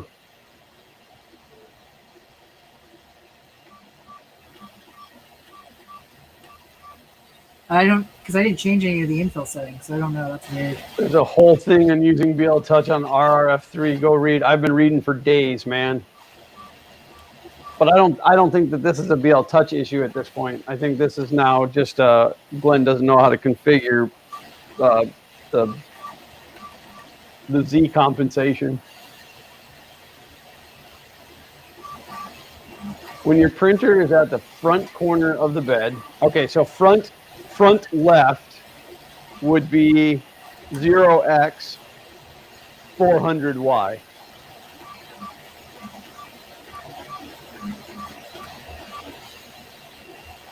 Yeah, I think I need to reboot all my network stuff, man. My Wi-Fi is bugging out. I want to swap this Duet Wi-Fi board for a Duet Ethernet, hardwire this thing. Plus, it gives me a reason to design another case. You do love doing that. I do.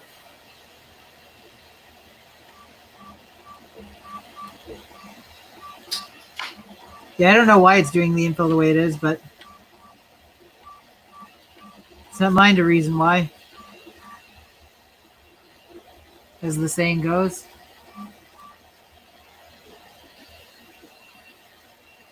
Anyways, watching this, only use genuine Bondtech parts. Don't buy a clone like me. I second that. I'm a rebel without that notion. This is the FYSETC extruder.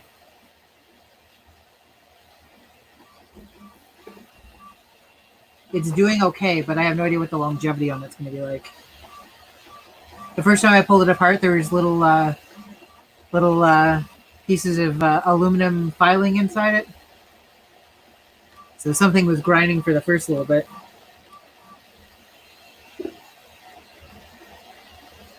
I love that the clones don't come with any manuals or anything with them. It's just like go look up how the original one's installed. Yeah, we're gonna go quick. Tristan said, "Why is my Y Max set to the front of your printer? It should be the back, just like your slicer." Actually, my slicer is set the same way. This is my home corner, the back. This is the back of the printer to you guys, like the way that you're sitting. This is the back of the printer. This is the front of the printer. This is my home corner. This is 00 right here. So that would be Y Max, wouldn't it? 00 would be Y Max. I'm trying to think. The CR10 homes to the back, which I think is Y Min, right? Because the front left corner of your bed is the home position, and so your bed has to be all the way back for the front of it to be in the front of the home position. Oh right, wait, no. the bed moves. Yeah, sorry, I'm still in my head. After I was the one that told you not to make the bed move, in my head the bed is. Yeah, no, the bed doesn't move. The nozzle does. So I wanted the home corner to be back and away, even though I print most of my stuff up here in the front. Yeah. Should I use white lithium grease on a linear rail? No, you should use PTFE lube. You can buy it at an auto parts store. I think you can buy it at Walmart too, but it comes in a big toothpaste tube.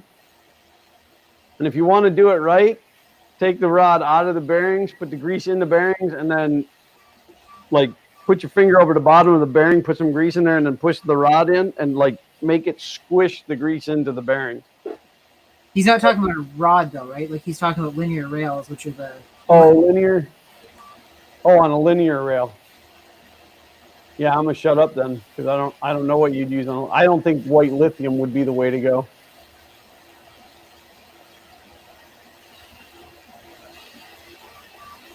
That's one of those questions where I'm like, gee, I wish we still had a Chris Riley. Your carriage is homing at max at the back, but it's not your 0-0. That is my 0-0. Why wouldn't that be my 0-0? I mean, I just homed it, and I mean, it moves out a little bit, but it's, if I zero it, it puts it to this corner.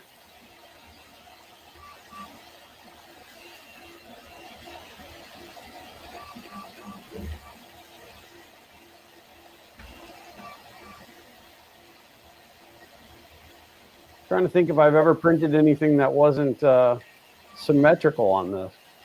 Is it printing backwards? You've had it wrong all along, Glenn. Front left is always 0-0 regardless of where the head is at. Who says? Who made up that rule? Patrick Sajak.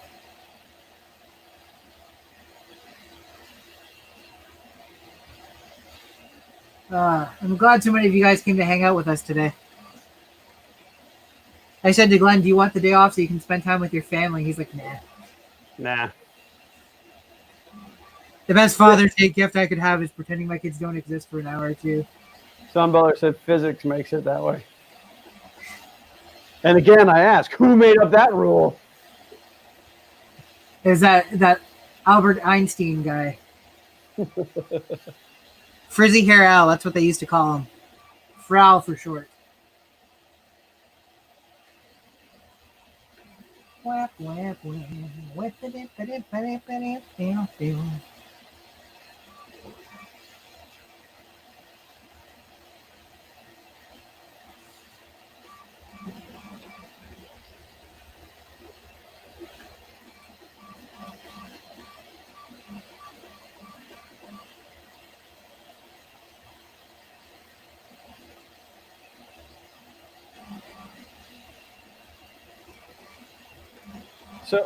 But I don't, I mean. What about Delta printers, Tristan? Checkmate. They home in the corner. Yes. The first corner they find is where they home. If your home 0-0 is at the back left, then all your X are positive and your Y's are negative. No. I disagree. My Y is positive as well. The positive Y brings it to me. If I'm looking at it from this side, this being my home corner, positive makes it go to the right. If I'm looking at the front of the printer, this being my home side, positive makes the X go to the right.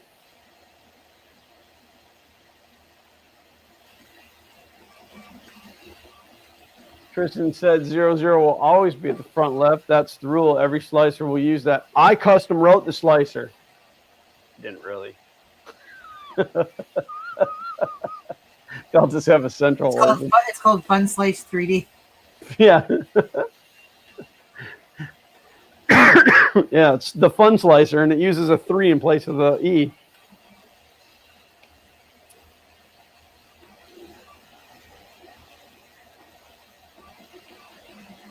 Well, the initial bit of stringing that showed up on the first print isn't there, so that's a step in the right direction. So if 0-0 will always be the front left,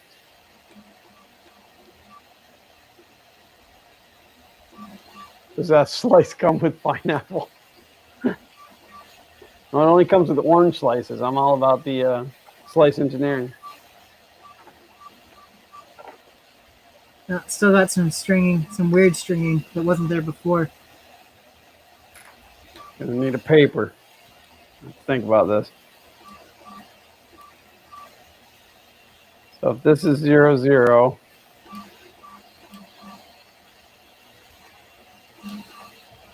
so then my Y, well, what if I don't want that to be my home? Your Y needs to be set to max for homing. Now you guys got to remember, I'm not moving the bed. The bed does not move. I am moving the extruder. So for your typical printer, say the Prusa, to move the hot end to the front of the bed, you're actually pulling the bed back. I'm dragging the print head forward. Does that make a difference?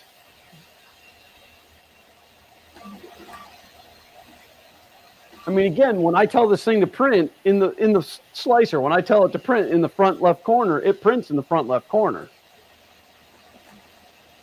I mean, it did before I made all these changes. I don't know if it'll print at all now, but.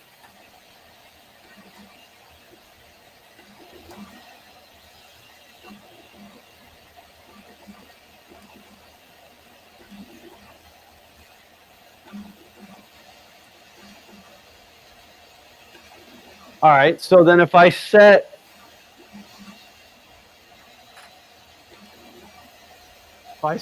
home Y,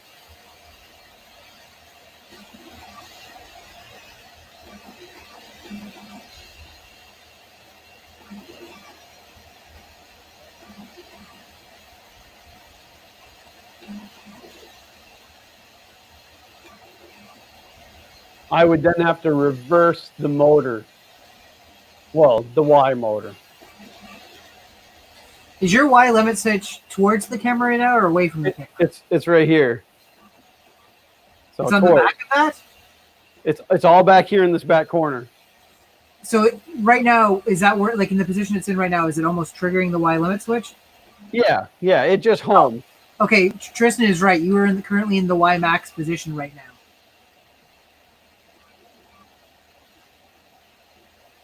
If that's where you're triggering, you're at the back of the bed right now. You're at the back on the Y. Okay, so but if I so if it's moving, when you tell it to home, if it's moving the hot end back towards there, it's moving in the right direction, and you just need to tell it that your Y limit switch is max and not min. You know, I don't see where that is in here. We need a duet expert in here. Stat.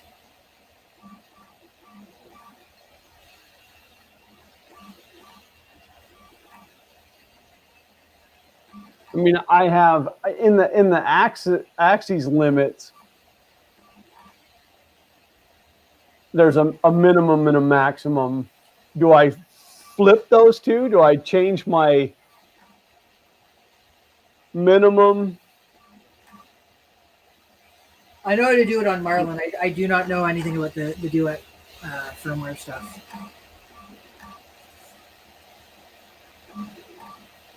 Tristan said, no, don't reverse anything yet. No, I'm not reversing anything, so.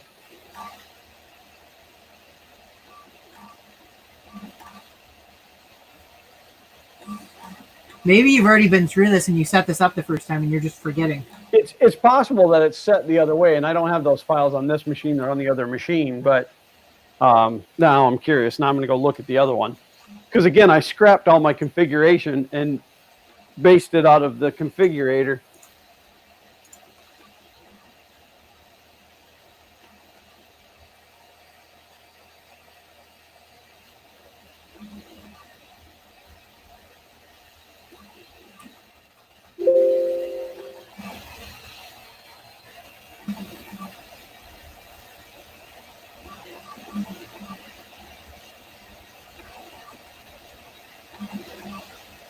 I'll have to put a new nozzle on this. I think the nozzle is dirty. It's dragging some material around.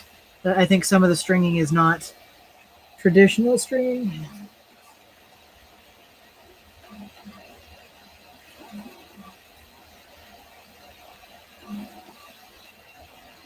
Yeah, I'm not seeing it in here either.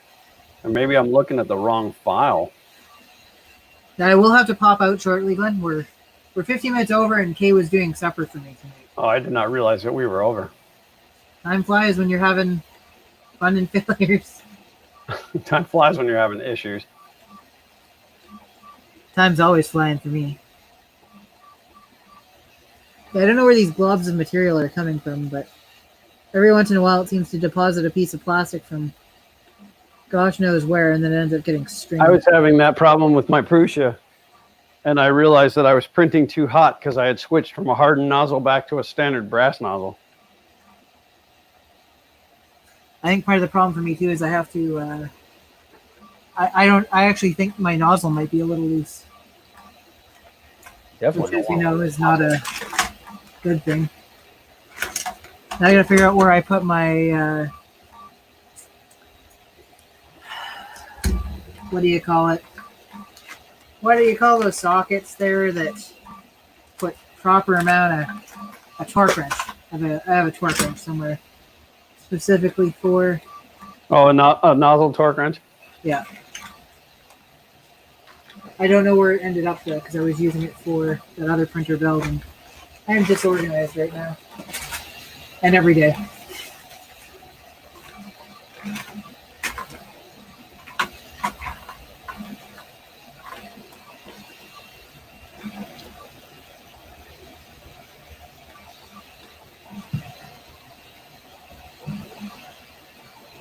So feel free to keep running without me. I'll just say goodbye and you can keep doing what you're doing. Yeah, I might do that just for a little bit. Not not because I don't need you, but Oh no, you're on a roll. Call you hamburger because you're on a roll. Okay. Let's see. Tony Ryan says the thingamajig is under the doodad over yonder. it's under the doodad. Oh, excellent. Doodad. End stops are M574. Yeah, that's what's under axis limits. No. Okay, end stops. Set active high end stops. So it just says X1. Wait, let me pull that up because this is the old file. Alrighty, guys. Well, I'll see you guys next week. Well, thanks for hanging out long. What? Thanks for hanging out long. Like, staying Anytime. over. You stayed late. If there weren't some sort of special occasions, then I'd try and hang out even longer. Yeah, how are you now? Good, and you? Yeah, not so Fine. How are you, Wayne? I'm just going to talk like this from now on Monday.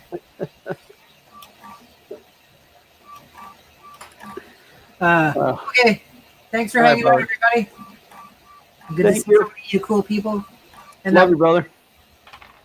Well, love you too. We'll see you. See you next week. Talk to you probably before then. Until then, print on. Print on. And then I was alone. This will be weird. All right, so I am seeing the end stops, M574, and I believe with the new one, you put an exclamation point in front of the line. I'm going to paste this line into, I don't know if YouTube's going to freak out when I do this, but that's the Y stop. And I believe what you do is you put an exclamation point in front of the Y inside the parentheses, inside the quotes there, to invert it.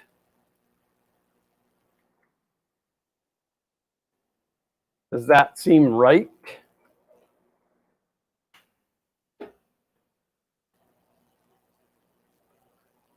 Because there's no coordinates in those lines. It just says configure active high end stops for low end on Y via pin Y stop.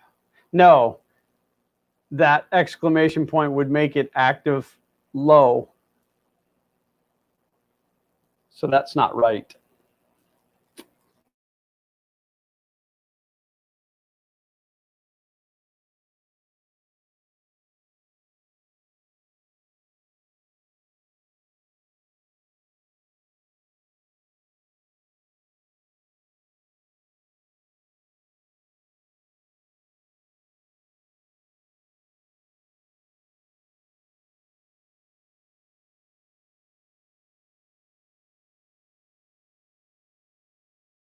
Can't see me. Hey, I'm back. Oh, woo-hoo.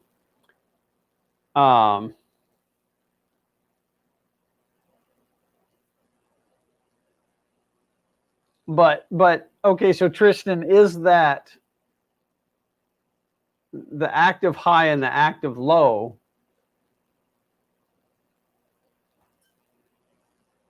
Is that what I'm actually working with? And again, this is rep firmware 3, so high equals max. Well, it's set for an active high. In fact, both of them say active high. So I think what I want to do at this point is, well, I want to ask, what do you think? What do you think is the issue? Like,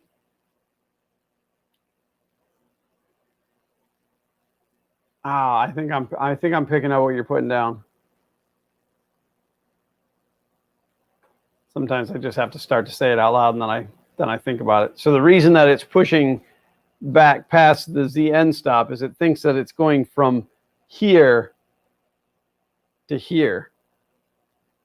I think I got that. So, yeah, it's firmware version 3. It's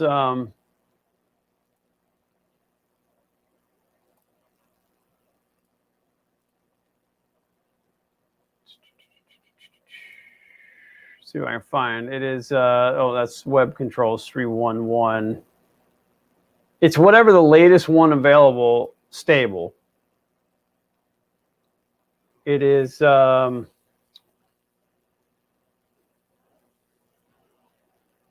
firmware for Duet 2 Wi-Fi Ethernet 311.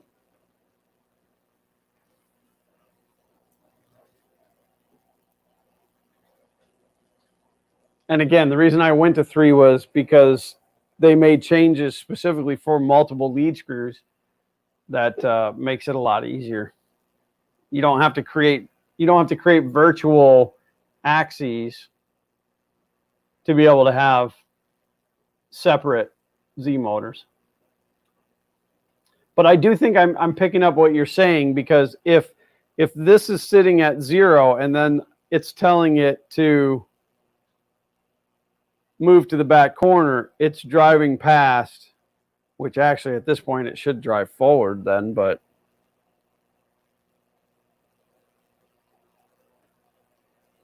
I think that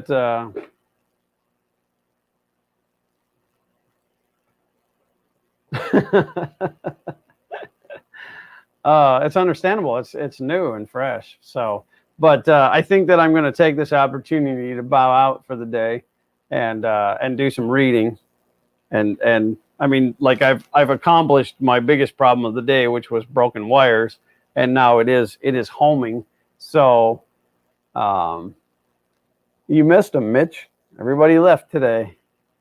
It's late, man. It's 23 minutes past when we normally stop, but this gives me a good jumping point to try to figure out what's going on. So I do thank you for your help, and I thank all of you for hanging out. And even though I'm sitting here by myself now, I'm still running Windows 3.11. I miss Windows 3.11. I'm going to say, like I do every week, I thank each and every one of you guys for showing up, for hanging out, mainly on this here Father's Day, and a bigger crowd than I expected today, being Father's Day.